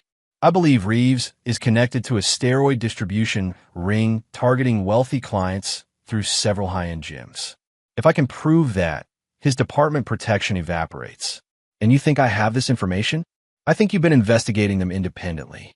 I've been a detective long enough to recognize when someone's running a parallel operation." She turned to face me directly. "Your military background, your security connections. You're not just waiting for the courts to handle this." I consider my options carefully before responding. Let's say, hypothetically, I might come across information about Reeves' supplemental income streams. What happens to that information? It goes to the DEA task force, bypassing local jurisdiction. Her eyes narrowed, but only the drug-related activities. Whatever personal vendetta you're pursuing stays out of it. Hypothetically, I said, that arrangement could work. We established secure communication protocols, and I provided her with enough of Solomon's intelligence to launch a legitimate investigation while withholding anything that might implicate my ongoing operations. What Montgomery didn't know was that her involvement accelerated my timeline. If she was building a case against Damon, I needed to complete my plans before he was potentially taken into federal custody. The next day, I visited Vanessa during her supervised visitation with Alex at the Family Services Center. While Alex played in the activity room, I requested a private moment with her in the adjoining observation area. "What do you want?" she asked, the strain of recent weeks evident in the dark circles under her eyes and her uncharacteristically disheveled appearance. "To understand," I said, maintaining a neutral expression. "Was it worth it, Vanessa? Your career is imploding. Damon's gym is failing, and you've lost custody of Alex. Was destroying our family worth it?" Anger flashed across her face. "You're enjoying this, aren't you?" The perfect, controlled Harrison Blake finally showing emotion, revenge. "I'm simply curious about your cost-benefit analysis," I replied calmly. "You had a successful career, financial security, and a son who adored you. Now you have supervised visitation and a boyfriend who's facing criminal charges. You have no idea what it was like being married to you," she hissed. "Always calculating, always planning, never truly present. Damon made me feel alive. And now," her composure cracked slightly. "What do you want from me, Harrison? To beg? To say I made a mistake? Fine, I made a mistake. Is that what you need to hear?" I studied her for a moment. "What I need is to ensure Alex's safety and well-being, which means understanding whether you recognize the danger you placed him in." "It was one incident. It was a pattern of decisions," I corrected her. "Bringing Damon into our home, exposing Alex to your affair, canceling his playdate knowing Damon was coming armed." Her face paled. "I didn't know he had a gun. I've told you that repeatedly." I removed my phone and played the recovered text message. "He'll be at the office until 6. Alex is at Jason's. We'll have the house to ourselves after you talk to Harrison." The blood drained from her face. "How did you? You knew Alex's playdate was canceled. You knew he'd be home. You knew Damon was coming to talk to me. The timestamps don't lie, Vanessa. Those messages were private," she whispered. "Nothing is truly private anymore," I replied. "Especially not evidence of child endangerment." Her eyes widened. "What are you going to do?" "That depends entirely on your next decisions." I leaned closer. "Damon is toxic, Vanessa. He's using you financially while selling performance enhancers to half the police department. He's facing federal investigation. Cut ties now, cooperate with the custody arrangement, and we can establish a healthy co-parenting relationship for Alex's sake." Or, she challenged, though fear had replaced defiance in her eyes. "Or I'll be forced to use every resource at my disposal to protect our son, including these messages and other evidence I've gathered." She was silent for a long moment, processing the implications. Finally, she asked, "How do I know you won't use it anyway? You've clearly been building a case against me. Because despite everything, you're still Alex's mother. He loves you, even through his current feelings of betrayal. I won't destroy that relationship unless you force my hand." Before she could respond, the visitation supervisor returned with Alex, ending our conversation. That night, alone in my apartment after Alex was asleep, I received a text from an unknown number. "Wells is moving evidence tomorrow. Reeves likely tipped off. LM." Montgomery's warning meant the corruption ran deeper than we'd thought. I immediately contacted Solomon to accelerate our digital surveillance on Lieutenant Wells and to secure backup copies of all evidence against Damon. The next morning, I dropped Alex at school and headed to a prearranged meeting with Bernard at his office.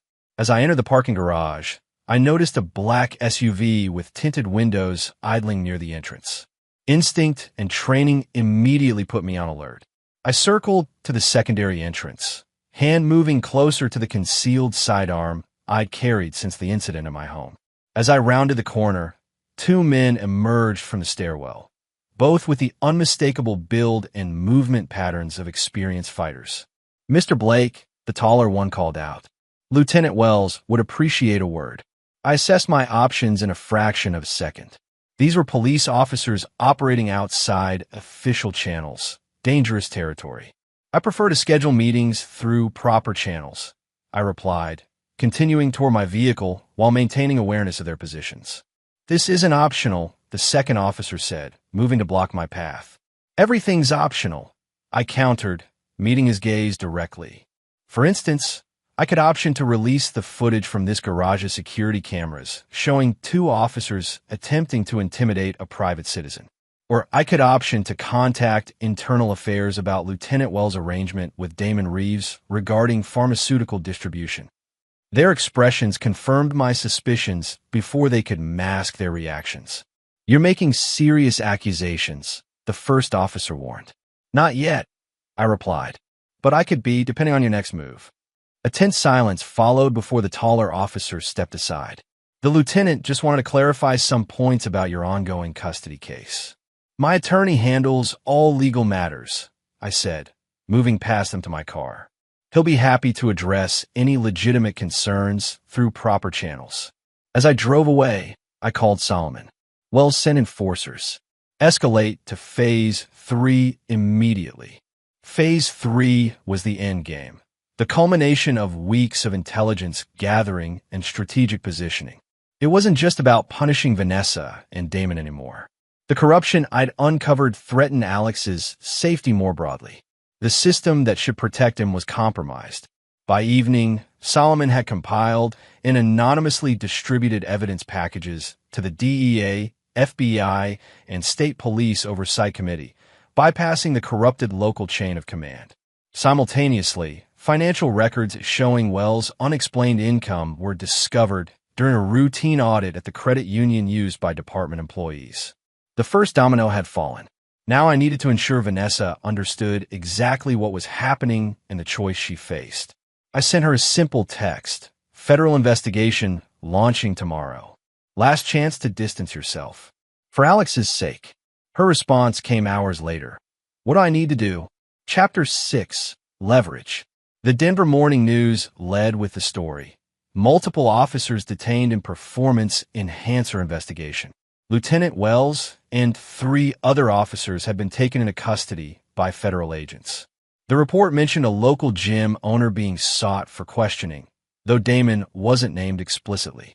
Vanessa called me minutes after the broadcast, her voice tight with panic. "Harrison, what have you done?"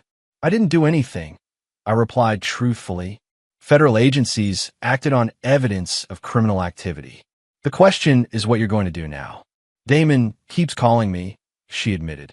"He wants me to let him stay in my apartment. Says people are trying to frame him." "And what do you believe?" Her silence spoke volumes before she finally answered. "I don't know what to believe anymore. Everything's falling apart." "Meet me at Riverside Park in 1 hour," I instructed. "Come alone.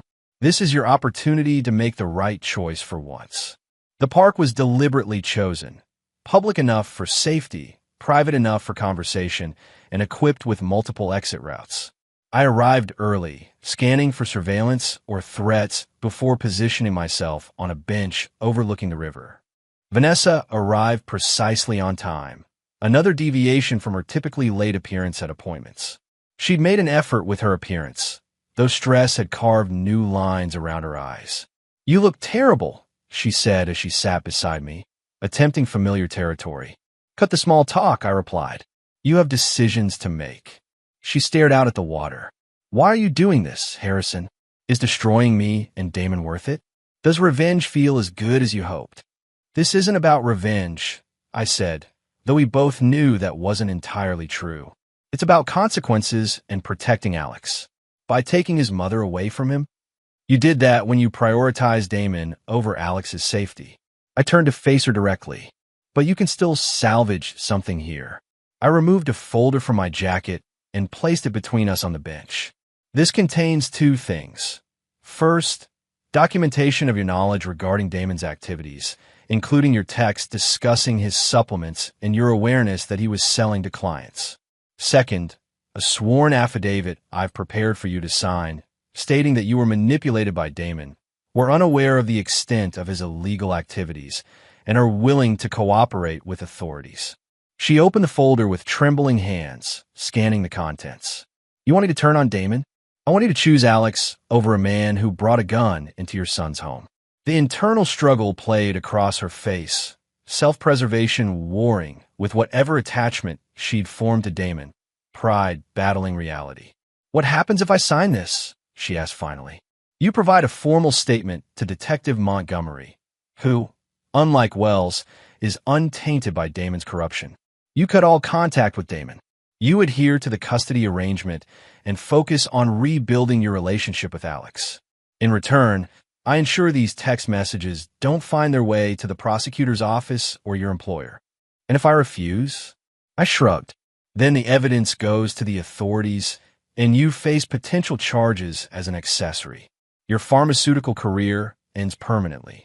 Your visitation with Alex becomes even more restricted when the court learns you knowingly allowed a drug dealer around your child. Vanessa's face hardened. You really are a cold bastard, aren't you? This whole marriage, I thought you were just reserved, but this is who you truly are. No, I corrected her. This is who I become when someone threatens my son. You had 15 years to know me, Vanessa. You never bothered to look beneath the surface. She laughed bitterly. And what would I have found? This calculating monster who systematically dismantles people's lives. You would have found someone who protects what matters at any cost. I stood, looking down at her. You have until tomorrow morning to decide. Sign the affidavit, meet with Montgomery, and begin rebuilding your life, or face the consequences of your choices. As I walked away, she called after me. He'll come after you, you know. Damon won't just disappear. I turned back briefly. I'm counting on it. Later that afternoon, I received confirmation that Damon had gone underground, abandoning his apartment after federal agents attempted to bring him in for questioning. His gym had been closed and sealed with investigation notices. Solomon's intelligence network tracked him to a motel outside Denver using a credit card belonging to one of his gym clients. He was cornered, desperate, and, most dangerously, aware that his world was collapsing. That evening, as Alex completed his homework, my phone rang with Vanessa's number. I'll sign it, she said without preamble. But I want something in return. You're not in a position to negotiate. I'm still Alex's mother, she replied, a new firmness in her voice. I want a path back to shared custody if I comply with everything. A written agreement that after 6 months of supervised visitation and clean drug tests, we revisit the arrangement. It was actually a reasonable request, one that served Alex's long-term interests if she truly reformed. Agreed, with conditions, I said. Mandatory co-parenting counseling, continued cooperation with authorities regarding Damon, and completion of a parenting program. Fine. Her voice softened slightly. Harrison, did you ever love me at all? The question caught me off guard. After weeks of clinical planning and emotional detachment, the simple human query pierced through my armor. Yes, I answered honestly. But love wasn't enough to overcome betrayal. After we disconnected, I found Alex watching me from the hallway. Was that Mom? He asked. I nodded, setting my phone aside. She's going to be meeting with the police to help them with their investigation. Alex processed this with the serious expression that had become common since the incident. Is she in trouble? She made some mistakes, I explained carefully. Now she's trying to fix them. Like when I lied about breaking the vase last year, and you said owning up to mistakes is part of fixing them? I smiled slightly at his simple but accurate comparison. Something like that. Is Damon going to jail? The direct question deserved a direct answer. Probably yes. Alex nodded, seeming satisfied. Good. He scared me. As I tucked him into bed later, he asked the question I'd been dreading. Are you and Mom ever getting back together? No, buddy, I said gently. That part of our lives is over. But we'll both always be your parents, and we both love you. Even though she did bad things, I chose my words carefully. People can make serious mistakes without being bad people. Your mom made choices that hurt our family, but she's still trying to be a good mother to you. As Alex drifted to sleep, my phone vibrated with a text from Detective Montgomery. Reeves on the move. Headed toward your previous residence. Officers en route, but delayed. I immediately activated the security protocols I'd established weeks earlier. The apartment had multiple layers of protection, and Bernard was on standby to come stay with Alex, if necessary. But Damon going to my former home, rather than my current location, suggested he didn't know where we were living now. That gave me an advantage and an opportunity to end this definitively. I called Bernard. I need you here with Alex. Emergency Protocol 3. On my way, he replied without hesitation. Are we at a threat? Not yet. I'm going hunting. Chapter 7. Endgame.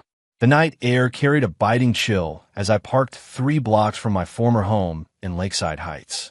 The house stood dark and empty, having remained unoccupied since the incident with Damon. Though Vanessa had initially fought to keep it in the divorce, recent events had forced her to agree to selling it and splitting the proceeds. I moved through the shadows between properties, avoiding streetlights and security cameras. A tactical vest beneath my jacket held essential equipment. Not for an assassination as Damon might expect, but for a carefully orchestrated conclusion. Solomon's last update had confirmed Damon was approaching the area in a stolen Honda Civic, having abandoned his recognizable Range Rover. The police response Montgomery had mentioned was deliberately delayed, part of our arrangement to give me time to implement the final phase. The backdoor security system recognized my biometrics, allowing silent entry. Inside, the house felt hollow. Furniture remained, but personal items had been removed during my controlled exit weeks earlier. I moved efficiently through the darkened rooms, placing small devices at strategic points before settling into position in the upstairs office, the same room where this had begun with the divorce papers and Alex's warning. At 11:42 p.m., headlights swept across the front windows as a vehicle parked down the street. Through the specialized optics I positioned, I observed Damon approaching on foot, his movements betraying his agitation and likely substance use. The bulge under his jacket indicated he was armed again, another critical piece of the scenario I constructed.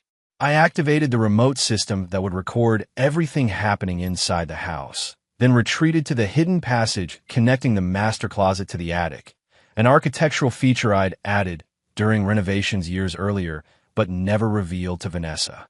Damon entered using a key, presumably provided by Vanessa during their affair, and moved cautiously through the first floor. "Blake," he called out, his voice echoing in the empty house. "I know you're here. Your car's down the street." The vehicle he'd spotted was actually driven by one of Solomon's operatives, positioned to draw Damon in. The fiction that I might be waiting for him had been carefully crafted through digital breadcrumbs for him to follow. "You think you can destroy everything I've built?" Damon shouted, growing bolder as he moved through the kitchen. "You and your bitch ex-wife are both going to pay." He ascended the stairs, gun now drawn, a revolver rather than my stolen Glock. Interestingly, as he reached the top landing, I activated the first device. Vanessa's voice emanated from the master bedroom. "Damon, is that you? In here quickly." It was a composite recording created from various phone conversations, indistinguishable from reality to Damon's adrenaline-flooded perception. He moved swiftly toward the bedroom, pushing the door open. "Vanessa? What the hell are you?" The second device activated, projecting a holographic image of Vanessa for 3 crucial seconds, long enough for Damon to instinctively fire at the perceived threat.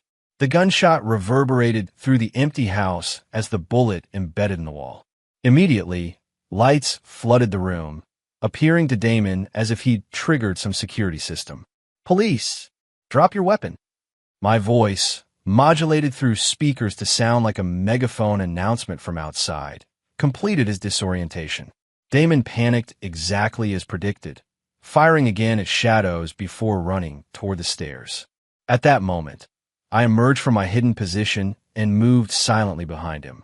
"It's over, Damon," I said calmly. He whirled, bringing his gun to bear, but I was already in motion. Years of combat training against his gym-developed physique wasn't a contest.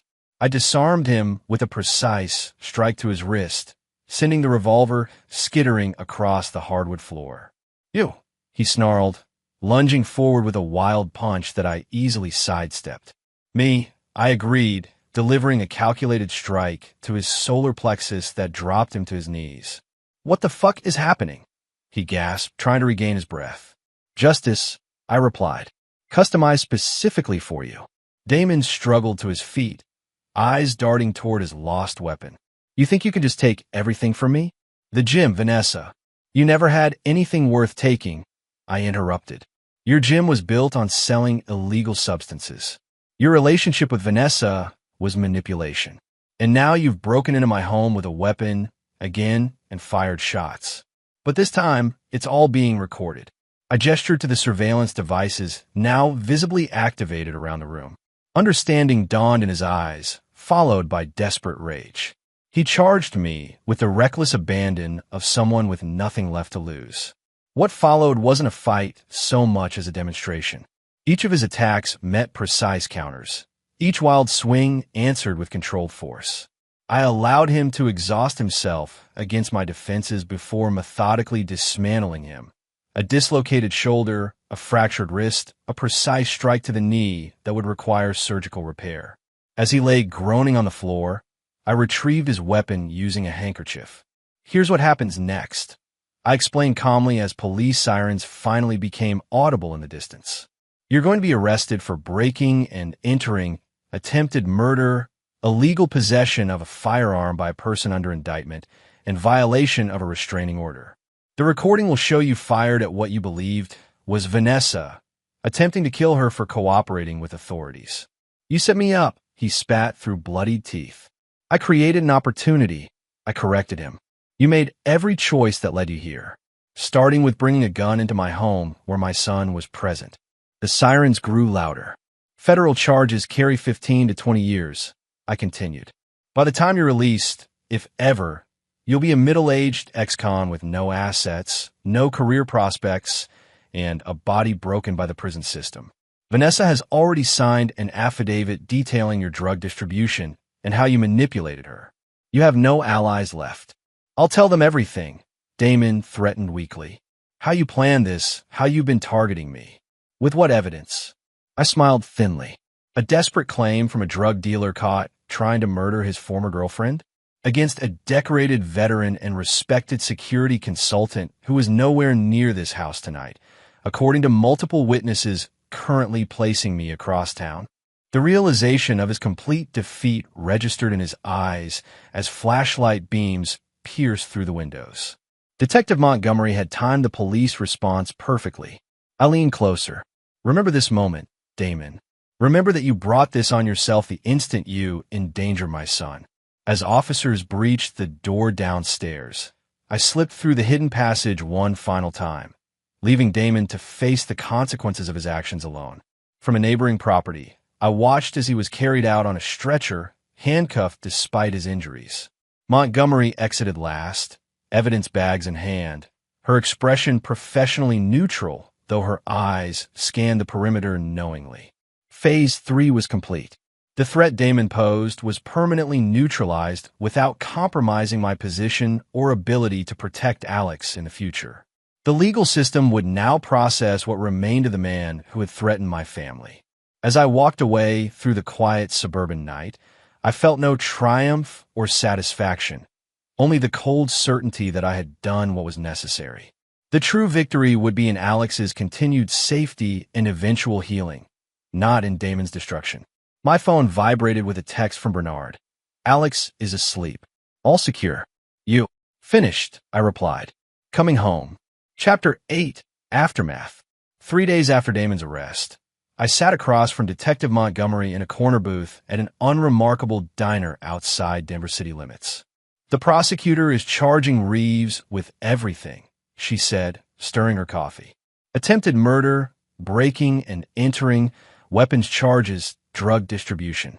With the evidence we've collected in Vanessa's testimony, he's looking at 25 years minimum." I nodded, unsurprised.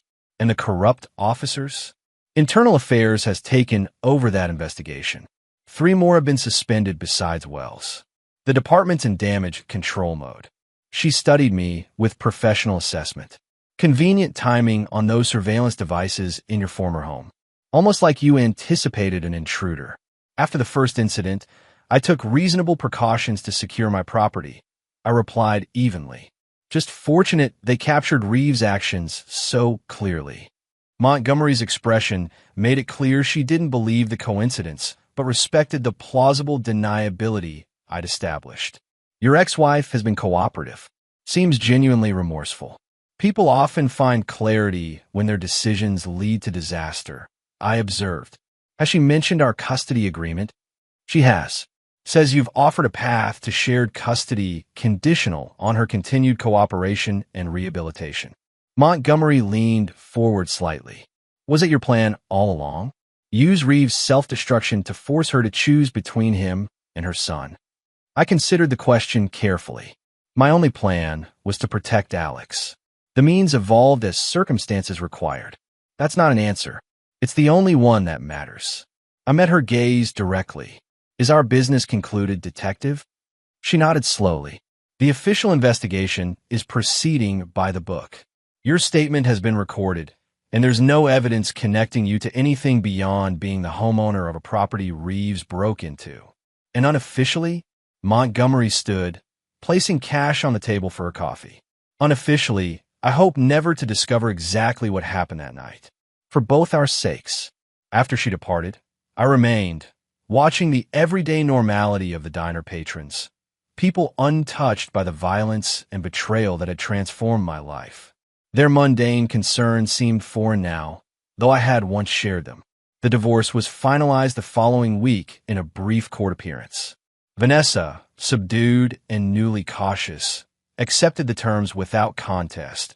Equal division of assets, the house to be sold, and my continued primary custody of Alex with her supervised visitation transitioning to shared custody pending completion of her requirements.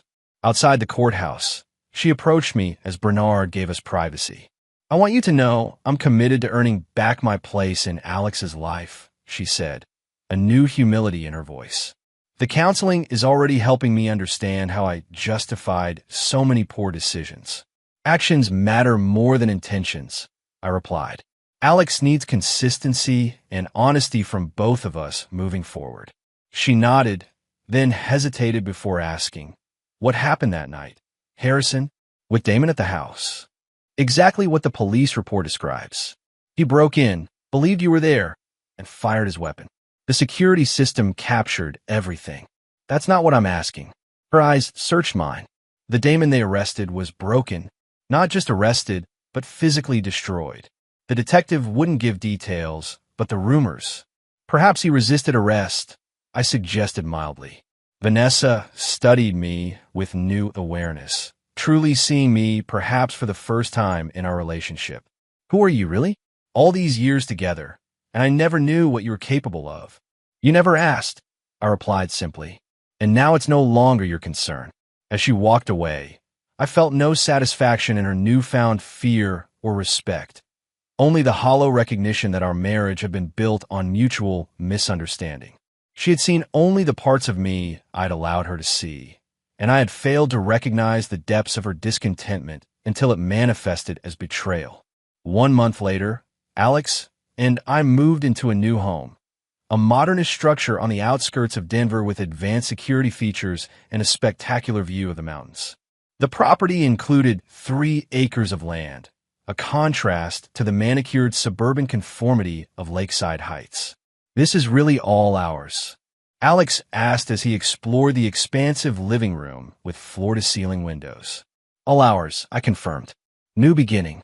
Bernard and his wife, Claire, joined us for the housewarming, bringing their golden retriever that Alex had grown attached to during her temporary stay. As they prepared dinner in the kitchen, Bernard joined me on the terrace overlooking the property. Quite a statement, he commented, gesturing at the architectural boldness of the house. Not hiding anymore. No more facades, I agreed. Alex deserves authenticity. Bernard sipped his bourbon thoughtfully. Speaking of authenticity, there's something you should know. The federal investigation into Reeves' drug distribution has expanded. They're looking at connections to suppliers in 3 states. His plea deal offers are being rejected by prosecutors. Because they have a stronger case than anticipated? Because someone anonymously provided detailed financial records tracing the entire network. Records that would have taken federal agents months or years to compile independently. I gazed out at the mountains, saying nothing. Bernard continued, Solomon's been unreachable for 3 days. Coincidentally, his offshore accounts just received a substantial anonymous deposit. Sounds like he's earned a vacation, I observed. Harrison, Bernard's voice took on a cautioning tone. The scale of what happened to Reeves and his associates goes beyond protecting Alex. This was systematic destruction. I turned to face my oldest friend. They endangered my son, corrupted public officials sworn to protect us, and believed their connections would shield them from consequences. Their destruction was proportional to their threat. And Vanessa? What happens with her? She made her choice to cooperate. As long as she continues prioritizing Alex's well-being, she'll have the opportunity to rebuild their relationship. Bernard nodded slowly. And if she falters, then she'll discover that my patience extends exactly as far as Alex's safety requires. No further. The conversation ended as Alex called us in for dinner. Watching him laugh with Claire and play with the dog, I saw glimpses of the carefree child he'd been before the divorce, and violence had forced him to confront adult complexities. Later that night, after our guests had departed and Alex was asleep in his new room, I received a text from Vanessa. Alex seemed happy at visitation today. Said he loves the new house. Thank you for sending photos. I hadn't sent any photos. Alex had taken them himself and shared them during his supervised visit, making his own decisions about building bridges between his separated parents. He's resilient, I replied. Your progress report from the counselor was positive. Keep focusing on that work. I will, she responded. For what it's worth, I'm sorry for not seeing you clearly, for thinking you were cold when you were actually protective. I left the message unanswered. Whatever understanding Vanessa had finally reached about my nature came too late for reconciliation, but might serve Alex's interests going forward. As I moved through the new house, securing it for the night, I reflected on the transformation of the past months. The man who had signed divorce papers in that suburban office seemed distant now, constrained by social expectations and the fiction of normal family life. That man had died the moment Alex ran into the room with news of an armed intruder. What emerged in his place was clearer, more focused, and unbound by conventional limitations when it came to protecting what mattered. I checked the advanced security system one final time before looking in on Alex, sleeping peacefully in his new bedroom.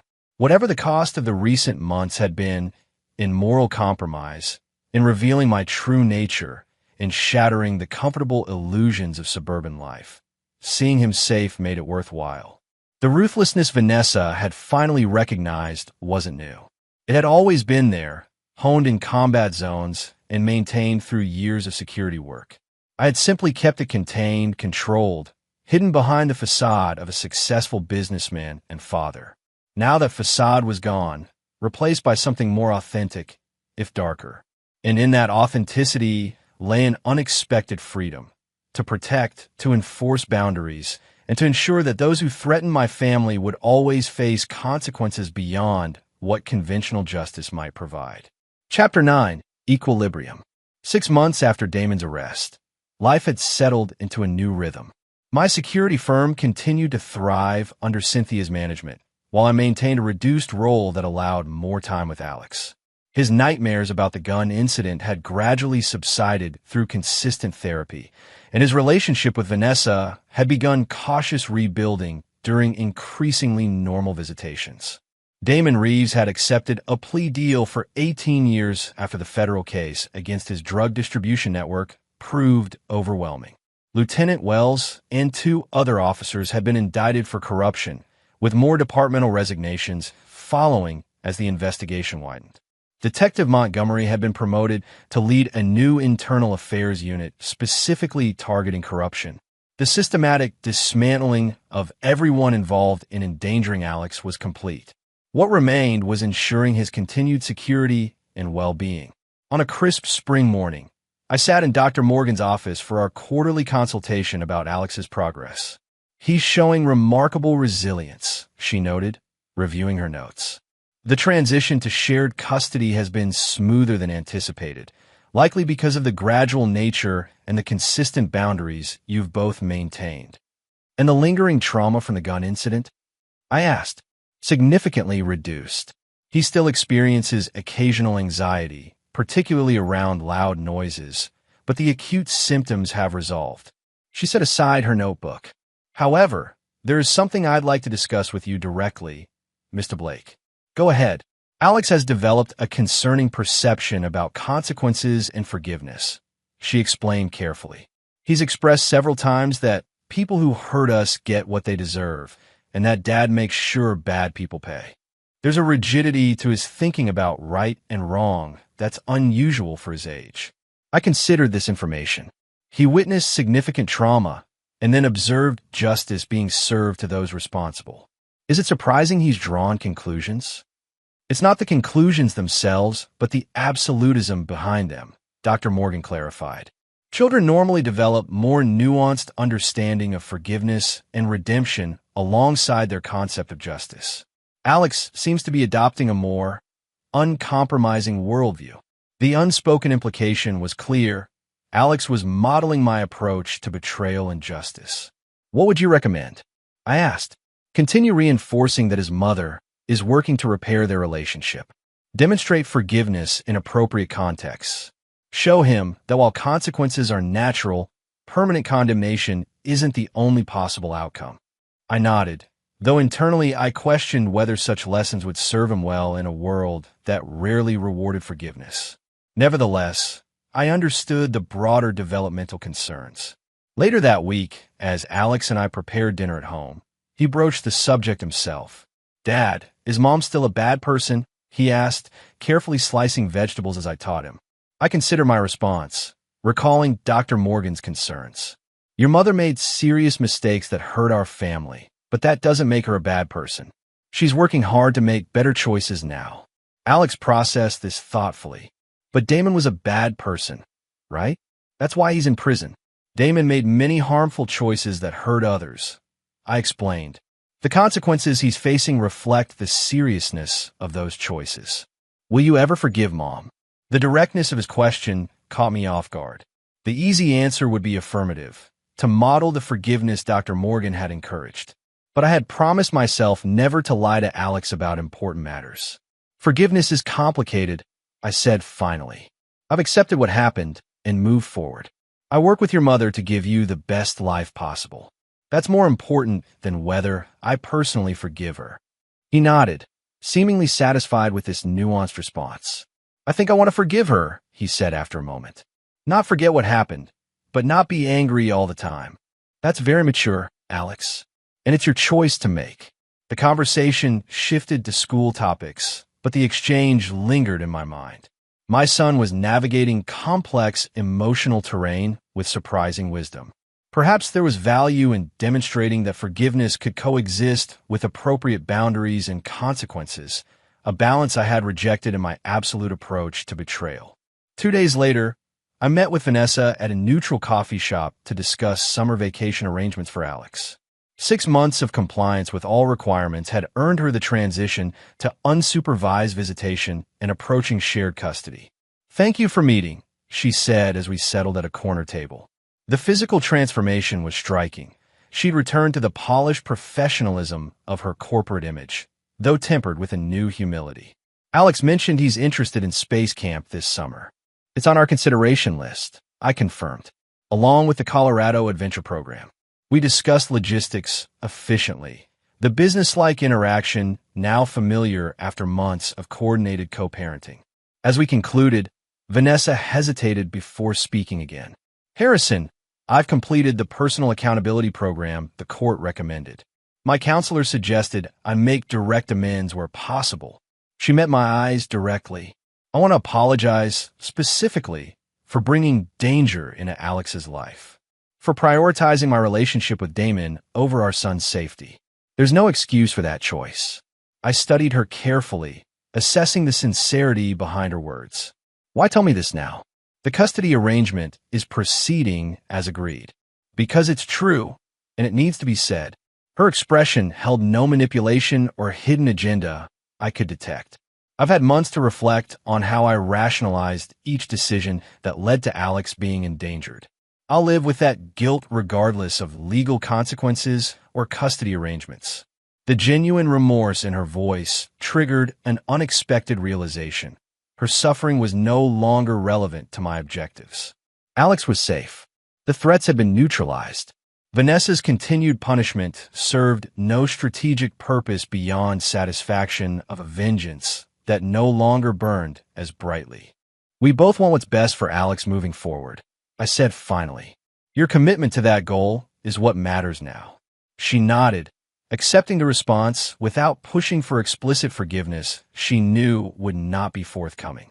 As we prepared to leave, she asked, "Has Alex said anything about our visits?" I'm trying to gauge if we're making progress. I consider the question, recalling my son's words about wanting to forgive. He values the consistency. He mentioned recently that he's working on processing his feelings about everything that happened. Relief flickered across her face. That's more than I deserve, but I'm grateful for it. As I drove home afterward, I reflected on the exchange. The cold, methodical vengeance that had driven me for months had accomplished its purpose. Alex was safe, those who threatened him removed from our lives, and systems in place to prevent future harm. The continuation of that vendetta against a genuinely remorseful Vanessa served no practical purpose. That evening, Bernard visited to discuss a security contract his law firm was considering with my company. "You seem pensive," he observed as we sat on the terrace after concluding business. "Trouble with Vanessa?" "The opposite," I replied. "She appears genuinely reformed. Prioritizing Alex, maintaining boundaries, fulfilling all requirements without complaint. And that bothers you?" Bernard asked with the directness of old friendship. I considered the question. It challenges my narrative. I categorized her with Damon as a threat to be neutralized. But unlike Damon, she's demonstrated capacity for change, Bernard noted. Does that merit recalibration of your approach? Possibly. I gazed at the mountains silhouetted against the darkening sky. Alex wants to forgive her. Says he doesn't want to stay angry. Bernard smiled slightly. Wisdom from the next generation. Perhaps worth considering. Forgiveness was never part of my calculation, I admitted. Neutralizing threats was the priority. And now the threats are neutralized, Bernard reminded me. What's the strategic value in maintaining absolute condemnation when cooperation better serves your primary objective, Alex's well-being? Put in those terms, the answer was clear. My refusal to acknowledge Vanessa's reformation didn't protect Alex. It potentially hindered the healthy family dynamic he needed. 2 weeks later, during the scheduled exchange of Alex for his weekend with Vanessa, I made a small but significant adjustment to the established protocol.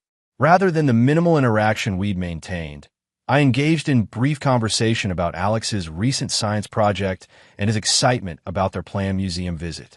The surprise in Vanessa's eyes was evident, but she responded naturally, maintaining the focus on Alex rather than our relationship. As they prepared to leave, I said, "The Science Museum is featuring a new space exploration exhibit. He's been talking about it all week." "I've got tickets already," Vanessa replied with a small smile of shared understanding. It wasn't forgiveness, not in the absolute sense. The trust destroyed could never fully return. But it was a deliberate step toward a functional relationship that prioritized Alex's needs over my desire for continued punishment. A strategic recalculation based on changed circumstances. That night, as I secured the house, my phone buzzed with a text from Detective Montgomery. "Thought you'd want to know. Reeves was denied his appeal." Sentence stands. Case closed permanently. I sent a simple acknowledgement and continued my evening routine, feeling neither triumph nor regret. The man who had threatened my family and home had received justice proportional to his actions. The system had worked with significant assistance from my intervention, and the threat was permanently neutralized. Later, reviewing security footage from the property perimeter, I paused on an image of Alex and Vanessa earlier that day, captured walking to her car. They were laughing together about something, a glimpse of the mother-son relationship that existed before the fracturing of our family. His body language showed cautious trust rather than the guarded posture he'd maintained in earlier months. The sight prompted an unexpected realization. My refusal to acknowledge redemption when genuinely earned wasn't strength or principle. It was rigid thinking that potentially limited my ability to adapt to changing circumstances. True strategic thinking required constant reassessment based on current data, not adherence to outdated assessments. This insight didn't change my fundamental nature or my absolute commitment to protecting Alex through whatever means necessary. I would never truly forgive the endangerment of my son, but I could acknowledge Vanessa's reformed behavior and adjust my approach accordingly, maintaining preparedness while allowing for the possibility of functional co-parenting relationship. As for Damon and the corrupt officers who had enabled him, no such recalculation was necessary. Their threats had been permanently neutralized through precisely calibrated